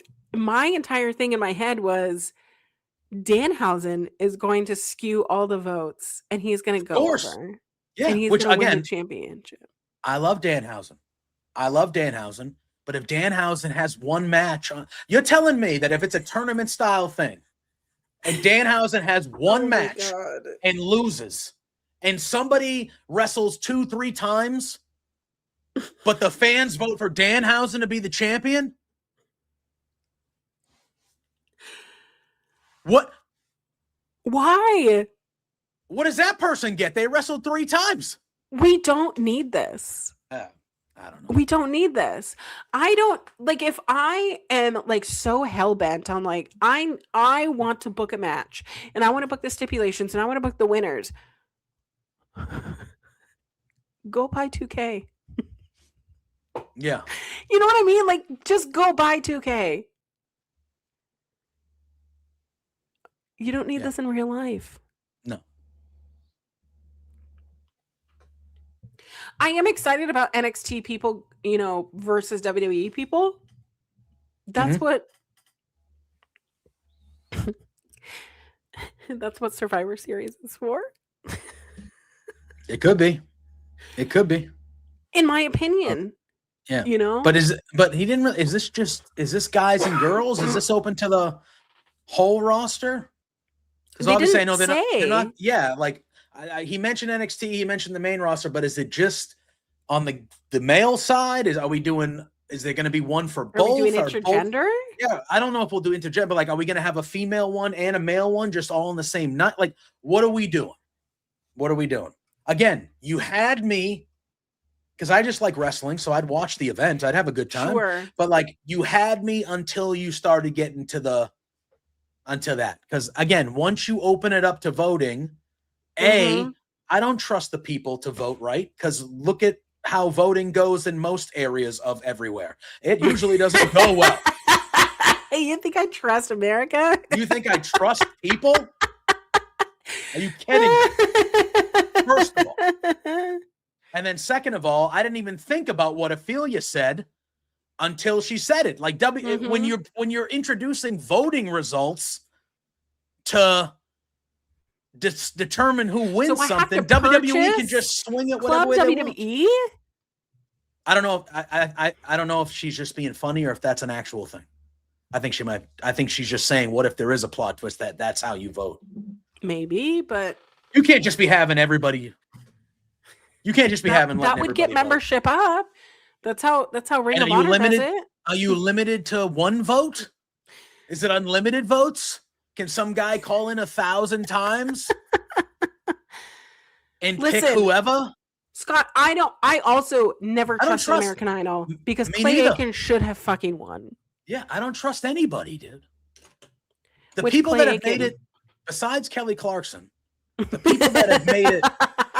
Did Carrie Underwood win? Carrie Underwood won, right? Yeah. So besides those two, the people that have succeeded the most from American Idol have not even made it to the finals, some of them. Mm-hmm. Because you have people Jennifer at home. Hudson came in 8th place. Yes. I'm not a fan of his music, but Daughtry finished like 6th. I love And I'm pretty sure he's made more money than probably most of the people on his season, if not everyone. Mm-hmm. What are we talking about? Anyway, again, I was in on it at first. I was like, oh, this sounds cool. And then I was like, I don't care anymore. All right, great. And that was that. So Good to see John, though, for the second pay-per-view in a row because they can't sell tickets because their shows suck. Even though last night's show was great. But anyway. I mean, sorry, we're gonna get flagged by them because we're not talking. Fantasia Barrino, you don't know Fantasia Barrino. I actually don't. Taylor Hicks, Jordan Sparks. Taylor Hicks won, right? Yeah, he won. What the over heck? Catherine McPhee, who Catherine McPhee is like a Broadway star now. Good for her. Chris Allen won over Adam Lambert. Yeah, Adam Lambert. I feel like Adam Lambert should have taken that one. He's in Queen now, is he not? Or wasn't he the front guy for Queen for a while? Front guy for Queen, yeah. Yeah, come on now. Lee DeSwayze. You ever heard of that person? I have not. Is that a winner? That is a winner, yes. That was a 2010. Never heard of that person before in my life. We were in a recession, it's fine. Scotty McCreery. Nope. Philip Phillips. Everybody has heard that guy because he has that home song. I don't think I know who that is. I'm not sure I know that song. Oh, that one. Oh, that one. No, don't pay your mind, but you to kill you. What the audacity? His last name is Phillips, and his parents were like, "We're naming him Philip." Yeah, Philip Phillips. Yeah. Why are you gonna do that? Why are you gonna do that? Hey, he's also a junior, by the way. I actually, for me, that actually makes it a little bit better because that wasn't just like the parents were like, "Let's name him Philip Phillips. Let's do it." At least he's a junior, so there's like a history behind it. But still, good Lord. And Drew, he won over David Archuleta. He became he was a somebody, Archuleta. Yeah, I love him. He didn't win, Archuleta? David Archuleta didn't win. Again, homophobic America. Damn right. Didn't let Clay Aiken win. Didn't let Adam Lambert win. Didn't let David Archuleta win. Didn't let Blake Lewis win, although I don't know. I think Blake Lewis is only bi, but okay. So, but yeah. So again, it's just again. I can't tell you. Growing up a sports fan, how many like all-star games I've seen where fan voting put the same guys starting, even if they were having like not all-star work. I'm just like, I can't do this. I can't. But anyway. Sorry, I'm a big American Idol fan. It is I love a good singing competition show. Yeah, I'm not anti any singing competition show, but once you let the fans vote, your shit's skewed. Because they don't actually care about who's the best. They care about who they like. Because there was a point in time in American Idol voting history where you could only have, do you remember singular wireless? I do remember singular wireless. You could only text if you were on singular wireless, which turned into AT&T. You could call their toll-free number, but you couldn't guarantee your votes. Now they have it to where, like, especially with like Dancing with the Stars, they have the votes from the judges panel, which weighs more heavy than the fan votes, but there is still that dual thing. So yeah, my mother loves Dancing with the Stars. Speaking of which, so we have a lot to talk about still with AEW. AEW this week. Oh, go ahead. We didn't talk about the main event. Oh shit, I forgot because I didn't watch it. Okay. Well, so tell me about your main event. Jacob Fatu versus Roman Reigns. Sorry, I forgot because I didn't watch it. Okay. The floor is yours, JPJ. All right, hear me out. I thought the main event was. I thought the main event was good. I thought the main event was good. Okay. Jacob Fatu came out and he was wearing like the old skirts that like King Haku and Prince Haku and used to wear, right. Like the which I loved. He had a lei over him that the daughter of Haku made for him, which was dope. He looked great. I loved it. He looked great. Roman obviously always looks great. It started off slow, but when it built to it, Roman Reigns matches. Yeah, But this got I'm really sorry, good. I'll keep my commentary to myself. No. This got really good. And I thought that this was very good. I thought Jacob Fatu looked great last night. But at the end of the match, Roman cheated. Roman cheated to win? Jacob. So Jacob, that tongue and death grip, there were a few times where it looked like he might have won the match. But Roman, they even did the hand spot where they dropped the hand and Roman had to like, ugh. It was they were doing the I was in it. Can you make that noise again, please? Yeah. That's exactly how Roman sounded, by the way. And so Roman fights back. They go to the corner and the turnbuckle gets ripped off. And the referee is dealing with the turnbuckle. He is going to grab the turnbuckle. Yeah. And Roman slammed Jacob's head into the exposed steel. What? And then speared him to pin him. Roman cheated, that son of a b. And so he pins Jacob Fatu. So he had to cheat to win. Correct. And then after the match, Jacob Fatu lost his mind. Mike in the chat says he went nuclear. Lost his mind. He beat the crap out of Roman Reigns, gave him the tongue and death grip. And Adam Pearce comes out there. Well, first of all, the ref was out there. And Jacob gave the pop-up Samoan drop to the ref. So he did that to the ref, which was crazy. Yeah. Then Adam Pearce gets out there. He grabs Adam Pearce and literally throws him out of the ring. He's super kicking Jamie Noble took a super kick to the face. The Hurricane took a super kick to the face. All that stuff was going on. And he just beat the crap out of Roman and left Roman laying, which I liked. Because I said this past Thursday when I was chatting up with Pluggo. Yeah. I said, hey, can I throw a scenario out to you? And he said, yeah. And I said, okay.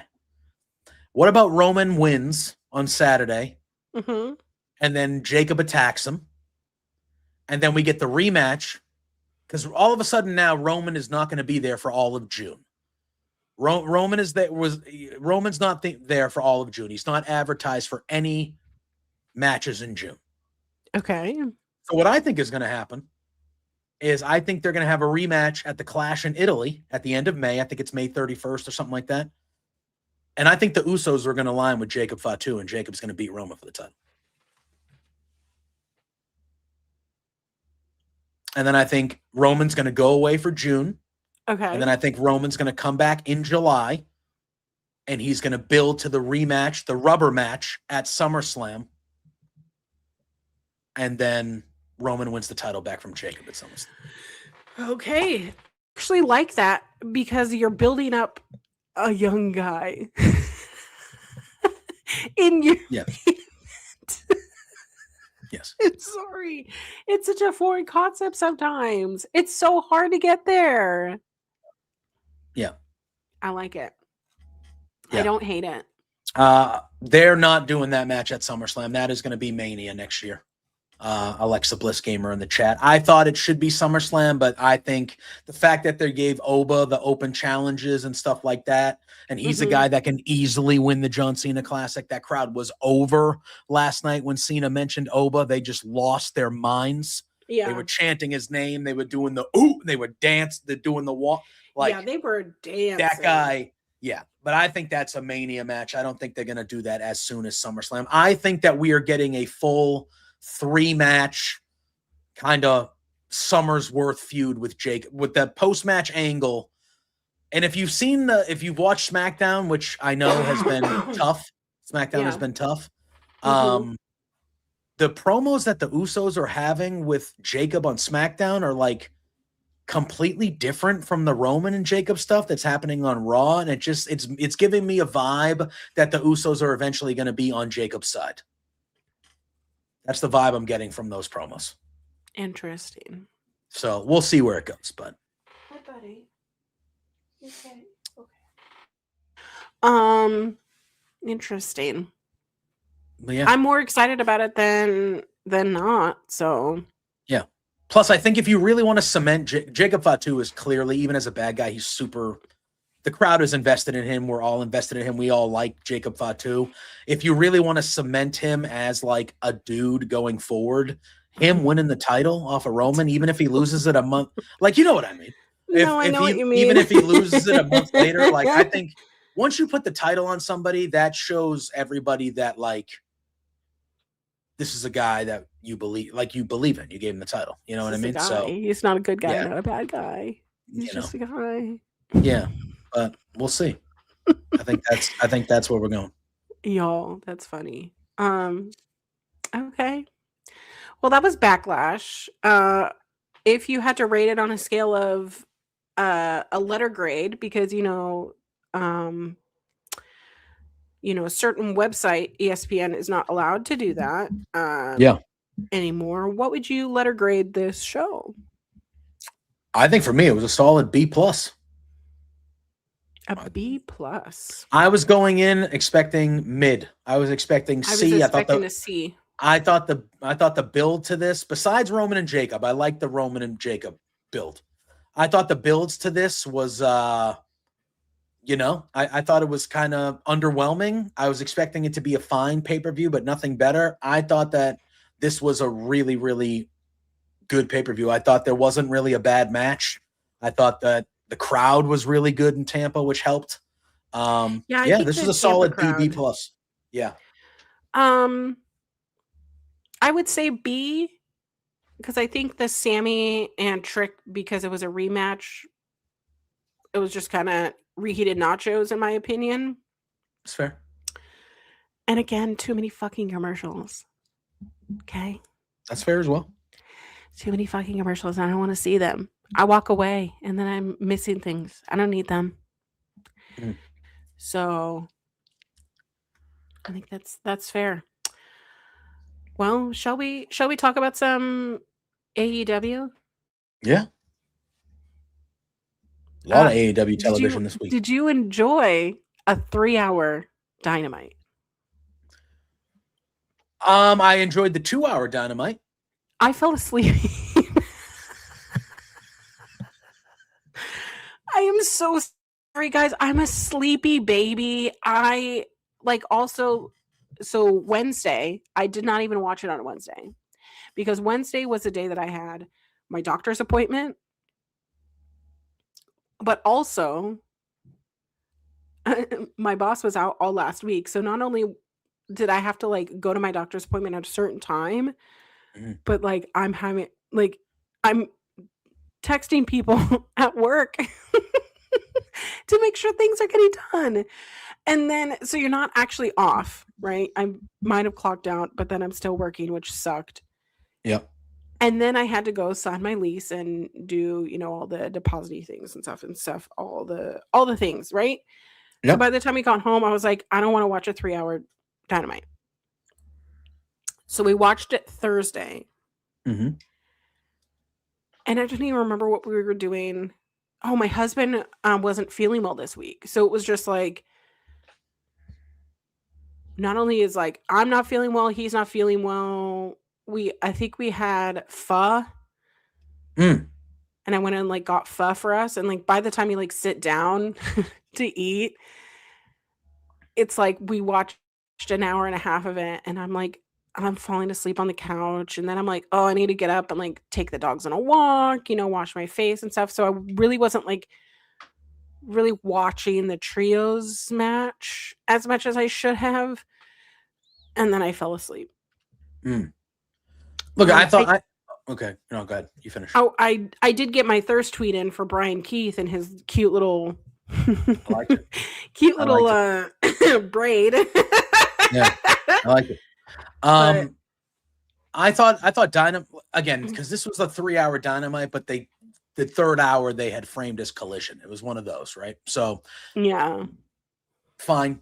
I thought Dynamite was good. I think the last couple weeks, the previous week was really, really good. So I think it was a step below the last few weeks that we saw, but I still thought it was a good show. I thought the main event, again, Darby and Kevin Knight, I thought was excellent.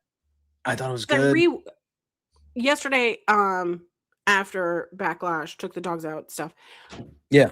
Want to watch Fairway, but I did go back and I watched the women's tag match and Darby versus Kevin Knight.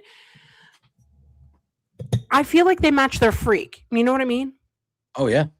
Oh I yeah, I feel bet. like that table spot where Yep. Kevin Knight jumped from obviously the ring area into the table, but like he like flipped over the table. Yeah. Yeah. Yeah. Insane. These guys are Crazy. insane. And I really believe that Kevin Knight is the future of AEW. Yeah. He's definitely one of the few. Yeah. One 100%. of the many futures of Yeah. AEW.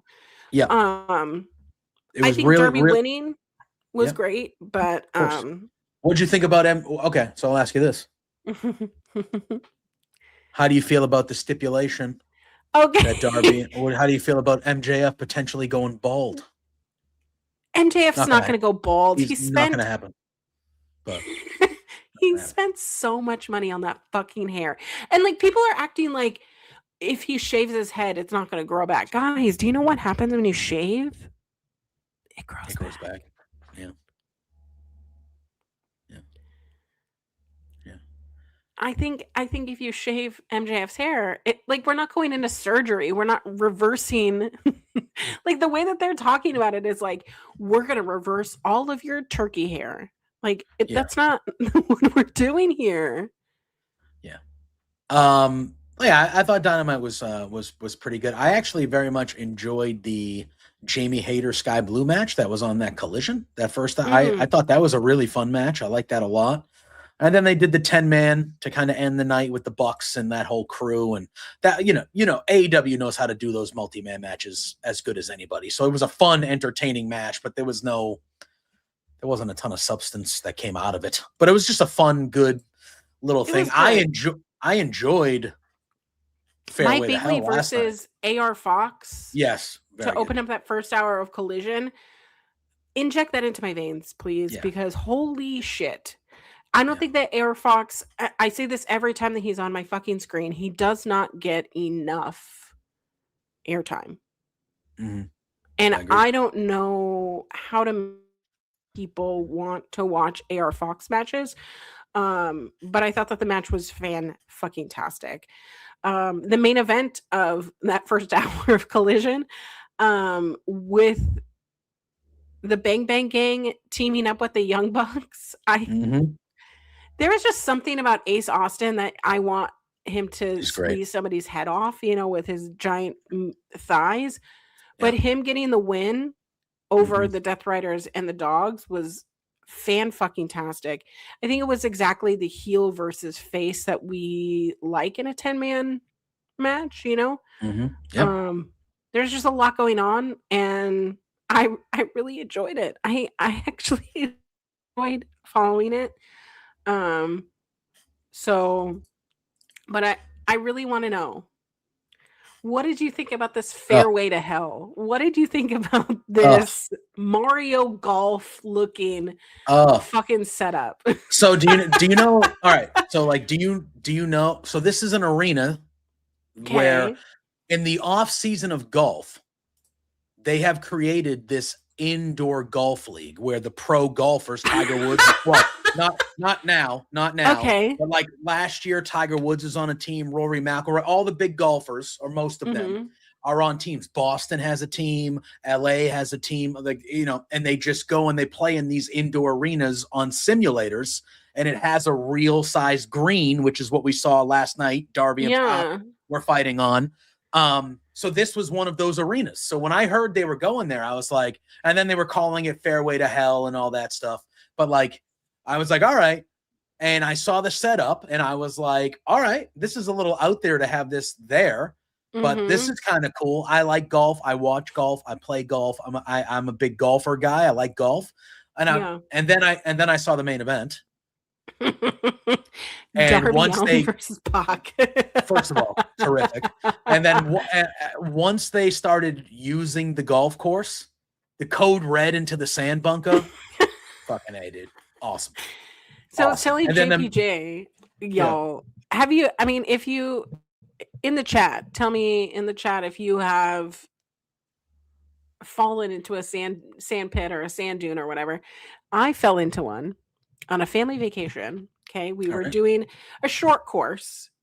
Yeah. But I go to swing my club and I dip, I hit something hard, like harder than I thought, and the momentum of my body like this, and I was swinging and I hit right on my cheek, and I cut like a flap open of my cheek up here. Hell yeah. And I like was on the ground. You know, like sometimes when you fall and you just feel like you hear like crunch, crunch, crunch, crunch. It's just like all the cartilage in your body just like crunching together, right? But like I'm 17 and I'm like I'm paralyzed. Like I just like flopped to the ground and was like I'm done. Yeah. And I'm bleeding all over my face. And like the members of my family who saw me fall, they were like, "Oh my God, are you okay?" Like I'm bleeding like all the way down my face. I have what's starting to be a black eye. Had to get like a couple stitches here, and I wore a fucking eye patch. Yeah. Of course. But I remember like being 17 and I'm like, I can't go outside. Like we're doing family vacation stuff. This is not like a relaxing vacation. Like we're going to museums, we're going to parks, we're going to, doing all these things. And so I went to the gift shop and I bought these sunglasses that were like this big. And every picture of me is just in these fucking sunglasses. Yeah. So because you were covering the patch. Yeah, it's covering the patch. Yeah. You should have just pretended you were a pirate. Well, listen, I was way too cool. Like I'm too cool to be a pirate. I'm too cool to do anything. Sorry. Fair. All right. But I couldn't let people know. Yeah. Like because I didn't. You know how sometimes when you get injured, you like the thing that you don't want is anyone to ask you like, "Oh no, how did that happen?" Yeah. It's fair. That's fair. But that's the last thing I want. Yeah. I'm a sucker for stuff like they showed last night. So I watched it after Backlash before, but I was half asleep, but I rewatched the main event this morning. It was great. I very much enjoyed it. Once they started messing around and fighting on the green and like fighting on the golf part of it, I was like, this is all right. This is like I've never seen this before. Like, this is cool. Yeah. Like, it's fun. Again, wrestling at the heart of it, I should be a little bit of fun. And I thought that this was a little bit of fun, and they kind of did it really well. And obviously with those two guys, like especially Pac, one of the best wrestlers in the world, you're going to get good stuff.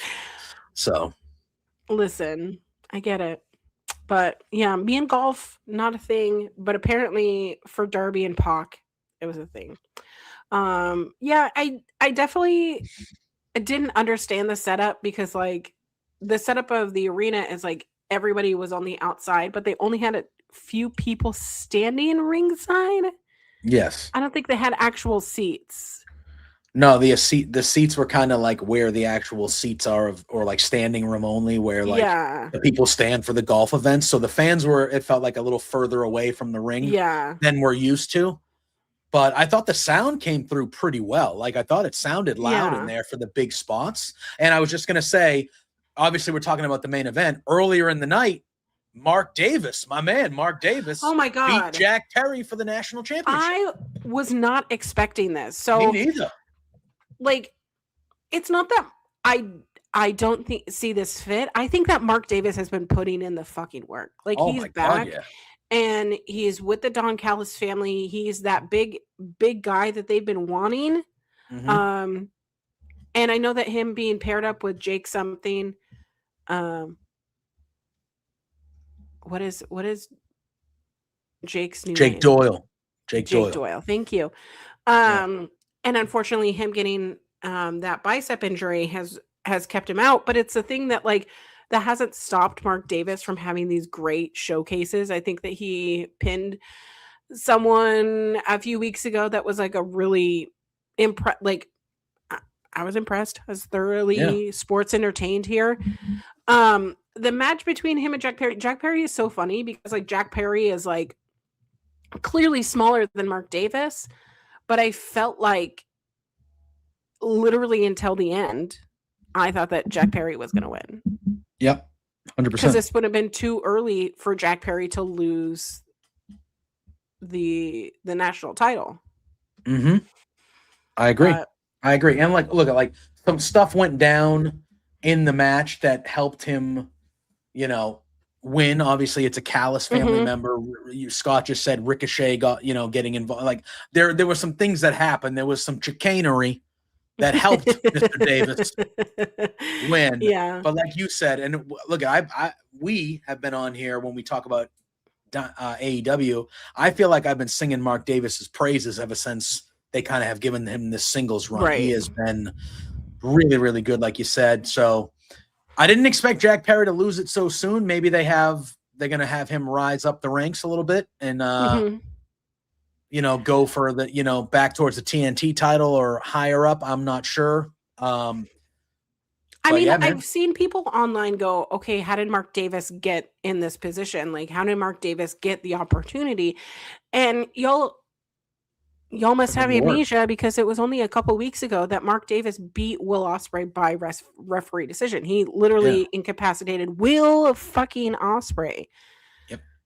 And even though Jack Perry, his first title defense for the national title on 0 Hour for Dynasty was against Mark Davis, Jack Perry narrowly won. Right? So he's been on CMLL shows. He shows up at AEW. He shows up at, Ring of Honor. He has been showing up different places. So having Mark Davis have the national title, which isn't the point of the national title to be taking it everywhere. Yeah, I think that's right. They're supposed to be like traveling and stuff. So if he is showing up to all these places, sounds good to me. I don't know what the plans are going forward with Jack Perry. Like, that's where I was like, this is kind of weird because to my knowledge, Jack Perry really hasn't done anything outside of AEW other than Joey Janela's Spring Break, which he teamed up with Marco Stunt. And, that was the whole thing. But he doesn't really go outside of AEW. So maybe he's going to do something else. But four title defenses. First one being against Mark Davis. He beat El Clone. He beat Mascara Dorada. Sorry. And then losing to Mark Davis once again. So I don't know. Yeah, that was the shocker of the night. I liked it though. But so Mike in the chat, hey, are you reading my notes? He's reading my notes because I also have in here Stadium Stampede. On Dynamite, we had Jericho and Ricochet. Yes. Where Ricochet, which popped me, he incorrectly calls the audience from North Carolina. And Jericho looks at the camera and goes, South. It's fucking South. It's not North Carolina. And y'all, I know how it feels as someone living in Washington State being like, every time I tell people I'm from Washington, they go, oh, DC? No, motherfucker. Washington State. Yeah. I get it. But that whole segment was so fucking funny to me. But we're going to be getting a Stadium Stampede. Okay? And it's going to be Gates of Agony. The Demand. Yep. And Chris Jericho, and he has to find some friends. I need to know, who are the friends? Well, it seems like rely on. Yeah, it seems it'll be like the Hurt Business will at least be a few of them. Or the Hurt Syndicate, my bad, Jesus Christ. But you know what I mean? Bobby Lashley and Shelton will be two of them, it seems. He's done, they came out to help him in that segment and stuff like that. And then if you want my honest opinion, I think Mark nailed it in the chat. I think it's the Bucks, man. You think the Bucks are going to help Jericho? Yeah, Jericho's a good guy now. I think the 10-man tag that we saw on Wednesday, the Bucks were in there against Don Callis folk. That's true. So it's going to be like two random people from the Don Callis family, which will probably be like H. Acero. and Lance Archer or Hechicero and somebody, which is fine. So it could be Kenny in the Bucks, depending on how many people they need. But I could. Whoa, that was my husband. Well, hey, are you okay? You want to come say hi? So it could be Kenny or the Bucks, but he's dancing. But yeah, I think it'll be the Bucks. So. I'm sorry, that popped me. Sorry. Yeah. Listen, right now on Cage Match, it does say the Elite. Yeah. So I could see it being Kenny in the Bucks. You're gonna want Kenny Omega on Double or Nothing. Absolutely. You want to have him on Stadium Stampede. Yeah, of course. So someone on Twitter mentioned, well, where's Sammy Guevara? Sammy Guevara's a bad guy right now, guys. He's not going to help Chris Jericho. That was the whole point of them having their whatever. Yeah. I don't know if this is going to be 5-on-5, 6-on-6, 7-on. I don't know. It sounded like it's going to be 5-on-5. But if it's 6-on-6, yeah, Kenny. I mean, you could throw Jack Perry. What's next for Jack Perry? Jack Perry could end up in this match. Jack Perry is in the Stadium Stampede. Yeah. That's in my notes. Are you reading my notes? This is all up here, baby. This is all up here, baby. It's all good. It's all good in the neighborhood. Yeah. But yeah, so not next week, the 17th, but the 24th, we will be doing a Double or Nothing preview. Okay. Mm-hmm. And so far we have 4 matches set up. Could we see more for Double or Nothing? Yes. Now, of the 4 that you have set up, you're not. Good night. Are you? Well, no. If AEW put on a 4-match card, I'll take my shirt off. I don't even know. Will we see more set up this week? Will we see more set up the following week? I think do we officially get the answer of MJF this week? Is that what are we going to get? We're going to. Darby said I'm going to give you a week, right? Mm-hmm. So far, we only have the international title of Okada versus Takeshita. That's all. Which is going to be my match of the. I'm going to blow all of my load. Yeah. The next match is an I Quit match for the tag titles of FTR versus Adam Copeland and Christian Cage, which blow my load. Mm-hmm.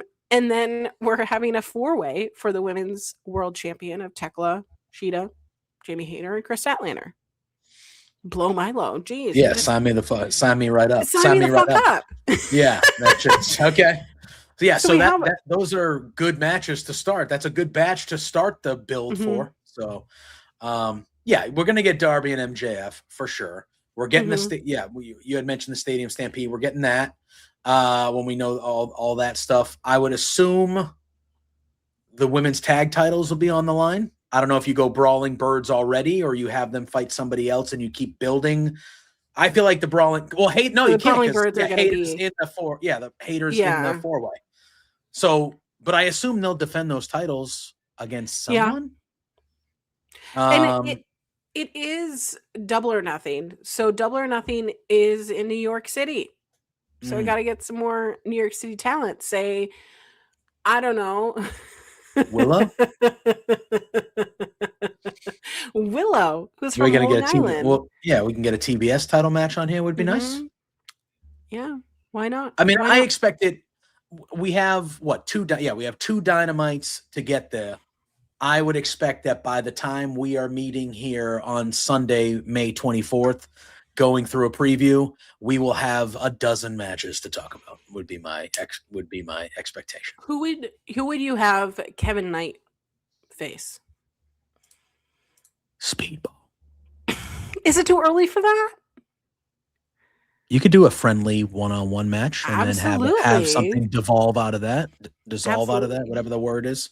I would very much like Kevin Knight versus Speedball for the title. I think that would be fun. We're going to get Swerve and Bandito at that event, I would assume. They've been doing the vignettes with Swerve and the Bandito land. Here's also the thing is we have to get to... Guess what? There's going to be a Ring of Honor pay-per-view here on Friday, the 15th. Okay. Yep. Um, Who's Moxley going to fight at the pay-per-view?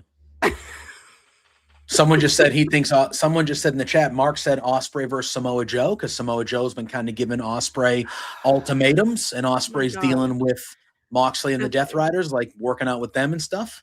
Do we see that? Do we see a tag match? Is it Samoa Joe and Hook versus Moxley and Ospreay teaming together potentially? So far for Supercard of Honor, which is May 15th, which I will be, this Friday, I will be doing a watch along because there we go. I'm going to watch it. We have Women's Survival of the Fittest for the ROH Women's Championship. Athena is putting her belt, she's been champion for over 1,000 days, versus My World, Trisha Dora, Yuka Sakazaki, Billy Starks, and Zeta Steele. You have Deonna Purrazzo putting up her Pure Women's Championship against Diamante. Nigel McGuinness versus Josh Woods and a Pure Wrestling rules. I like Josh Woods. I like Josh Woods a lot. I love a Pure Wrestling rules match. Bandito was already set to face Blake Christian. So if we are getting some sort of John Moxley iteration, I assume there will be some sort of interference there. Red Velvet is putting her Women's Television Championship up against Viva Van. AR Fox, who is our Men's Television Champion, up against Leo Rush, which is going to be really good. Insane. How do you feel? Have we talked about the Leo Rush character? Have we broached the topic? It's spooky. There? It's spooky, scary. I'm interested in it. I'm interested in it. Scary. Yeah. Clown over here saying Billy should win, but I agree. Pinning Athena. I agree. That would be great. Yeah. And then we haven't really set up the STP. Stone Temple Pilots. Shane Taylor promotion. Oh, sorry. I love me some Shane Taylor. They're the 6-man tag champs. But they've been teasing with the Rascals. So if you watch ROH television, if you are a fan of all of that and you want to see me do a watch along, join me on my channel on Friday for when that goes live. But if we're pushing a Bandito match, Bandito is one of my favorite wrestlers. That I am surprised every time that I go, why is he not like on television every single day? Because he's so fucking good. Yeah. So I don't know. We've got some whispers of matches still yet to unfold. I'm excited for all of it, and I think it's going to be a hell of a good time. It should be good. It should be good. Listen. I'm not a regular Ring of Honor viewer, watcher, and things like that, but I feel like they do well with the pay-per-views. I feel like they do well. It is difficult to get through a Ring of Honor week to week. Yeah. I will tell you, because it is just a lot of nothing happening nowhere. I don't necessarily always watch them live, but I take in the pay-per-views, and they seem to be still very, very good, solid wrestling shows. Absolutely. So, well, we've run down things going in WWE, AEW. Any final thoughts, JPJ? Yeah, I hope this isn't it for Asuka. I hope it's not for Asuka. Owen Hart brackets were revealed on Wednesday. Very excited for that. Yes, I am. I expect Will Ospreay to be on the men's side of that. But listen. I thought a solid week of wrestling. I thought I was expecting, I thought it was good. I thought Raw was pretty decent. Dynamite was all right. I thought the pay-per-view was good last night. I enjoyed the fairway. Just a good overall show, My final thoughts is support the content and stuff that you want to support. If you don't like it, you don't need to hate watch. Correct. But a lot of discourse on that side of things this week as well. Some more. We didn't really dive into that at all, but you can watch the things and still critique them. That's how I live my life. I watch everything, and I'm going to have something always to say about something that they could always improve, Mhm. because everything should always be having room for improvement. With that Correct. said, I'm going to be a loudmouth. So if you come on Beyonce's internet, if you come on Twitter, always expect me to voice my opinion about it. I'm Yeah. always ready to have a conversation, but if you're just a dick, I don't have time for it. So don't be a dick. Also don't steal copyrighted content from WWE, Yes. and have a lot of fun. You know, you look at, you are allowed to not like particular stuff. You're allowed to not even Yeah. understand particular stuff. But there's a difference between that and just going the other way with it. Like, just being, like you said, just being a jerk to the people that do that stuff. Again, Yeah. like I've had the fortune of meeting some of these people. Like, I've Mhm. met Santi Zap, great guy. I've met Wheezy, awesome person. And they're two of the bigger ones. I know Minnie Portable I know you've done on screen stuff with her. Yeah, She's I've been done on stuff Beards a with few Minnie. times. She's great. Like, there are obviously a ton of people in that I space. Like, love a you don't, reaction stream. I love yeah, it. like, it doesn't have to be for you. Mhm. You don't have to like it, but when you shit on the people that do it or shit on the people that like it, I've seen a lot of that. Like, I don't understand how people would want to watch that. Why would you want to? Okay, well, if you don't understand that, that's you. Mhm. So you can have that opinion, and then how about you just fuck off? It's pretty simple. You don't have to tell the other, like, what I don't You know. don't need to What's give the what's people the death point of that? threats. I mean, Yeah, it like, what's the point of really, that? It's just you don't stupid. need to. There's plenty of things I don't like, and well, I don't include sports in this because that's like rivalries and this passion of built up for years. But like, it's just whatever, dude. Like, I don't. Yeah, I don't know. It's just very odd to me how it's like, oh, I don't like this thing. So not only am I going to tell everybody I don't like this thing, everybody that does, I'm going to tell them how I think they're losers. It's like, okay, well, who's the loser there, buddy? And you know what? There's nothing under the sun that hasn't been um you try to be used as an insult to me. But it's just wrestling. So, Yeah. I don't know. Get a Yeah, and life. that was the thing. Get a job, cut grass. I said earlier when Greg was in here, I was like, "Oh, I had a chat with Greg yesterday, and one of the Yeah. questions he asked me was like, "Oh, well, you do some content, so like, how do you deal with the haters?" And I was like, "I am so don't give a fuck about Yeah. any of them that I don't even. First of all, I think I'm a small potato that I don't even get any, and then secondly, I'm just like, even if I did, I grew up chubby and fat. Like, I've heard everything. Like, Yeah. nothing. What are you talking about? I just think like that shit just doesn't bother me. Like, I have been yelled at by customers Yeah. at my real job. I have been repeatedly called, because they don't get 80 cents off of something, and they've said, "Oh, you fat piece of shit," and walk away. Like, I don't care. I Yeah. literally don't care. So I know I'm not going to say that nothing chips away. Like, obviously I'm a human being. Like, we go through our moments, and there are a few things that maybe have gotten under my skin, but I'm just kind of like, who gives a fuck? I don't know. Like, I know Who you. gives a fuck? I know Yeah. you. I know Mhm. the people that I've built actual relationships with. I appreciate everybody in the chat. But if somebody who's been in the chat that I don't really know all of a sudden started talking shit about me on the interweb, I would be like, oh, my life literally has not changed. I don't care. I don't care. So I mean, I don't I know. always think it's funny because like people will use like their weight, like a weight comment about me, like I don't already know, or they use the F I grew up in slur towards we not me, we grew up in and the it's like, 90s. Like, there were no rules. Nobody cared about what they said. It right. wasn't like today where people, not everybody, but a lot more people are understanding of more things. I grew up in the Mhm. 90s. I have been called a fat ass I've been, or a yeah, fat my whole F life. my whole life. I literally, it's just, it is, and not everybody's like me, and I don't expect everybody to be like us Mhm. and just be able to, like, that's not, we're humans. Things affect people differently. That's fine. but like I've just always kind of been that way. And like I also grew up in a group of friends that we loved each other, but all we did was bust each other's balls all the time. They would say worse shit to me than the people who were trying to hurt my feelings by saying bad shit to me, my friends.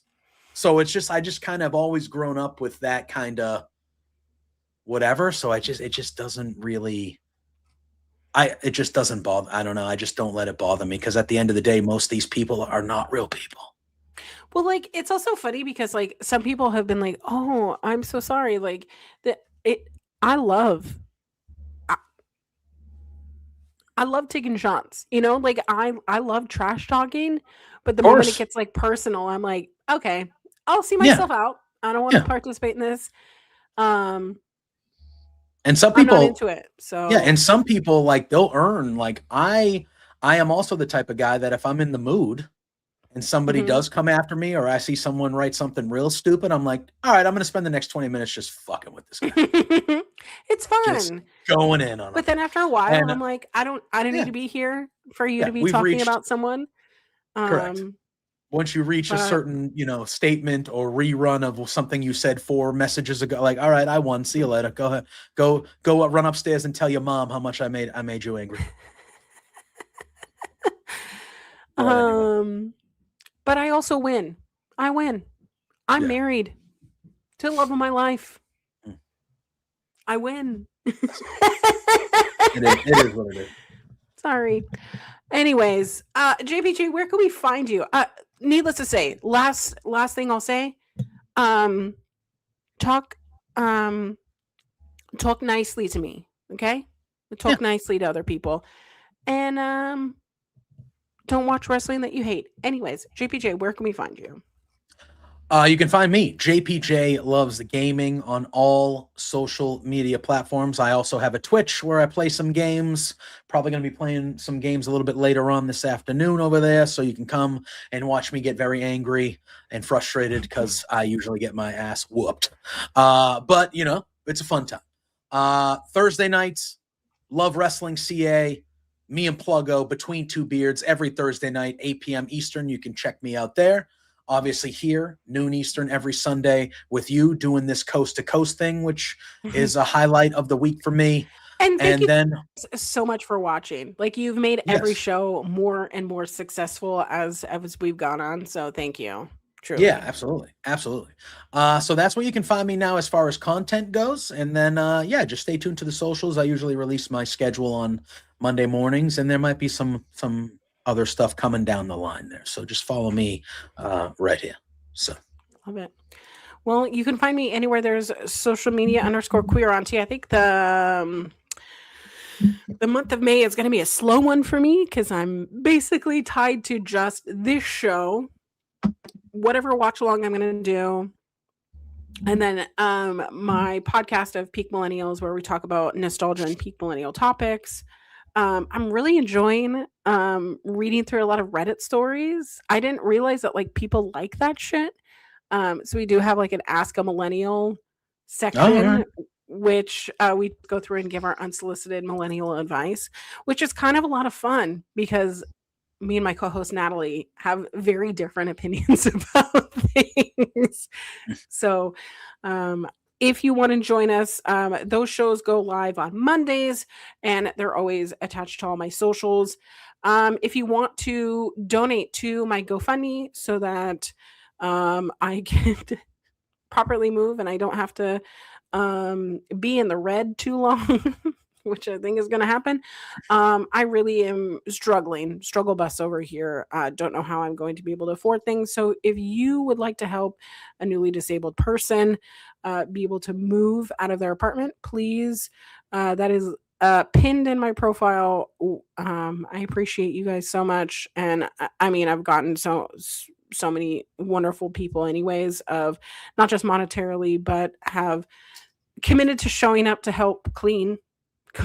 Like, that's also a huge part of cleaning an apartment is you have to also clean it. So but I love you guys so much. I really appreciate you guys. This is Fightful Overbooked, where you get shows like In the Weeds Monday through Friday. Jeremy Lambert, Joel, and SP3 making that rotation. I was about to say making that rotisserie chicken, but that's wrong. Oh my goodness. And then coexisting with Rob and Maggie. That's usually on Fridays, so that you can find that here. But we love you guys so much. Thank you for spending your Sundays with us. Be kind to each other. Say no to fascism, and we'll see you again soon. All right. Bye, y'all. Happy Mother's Day. Oh, happy Mother's Day.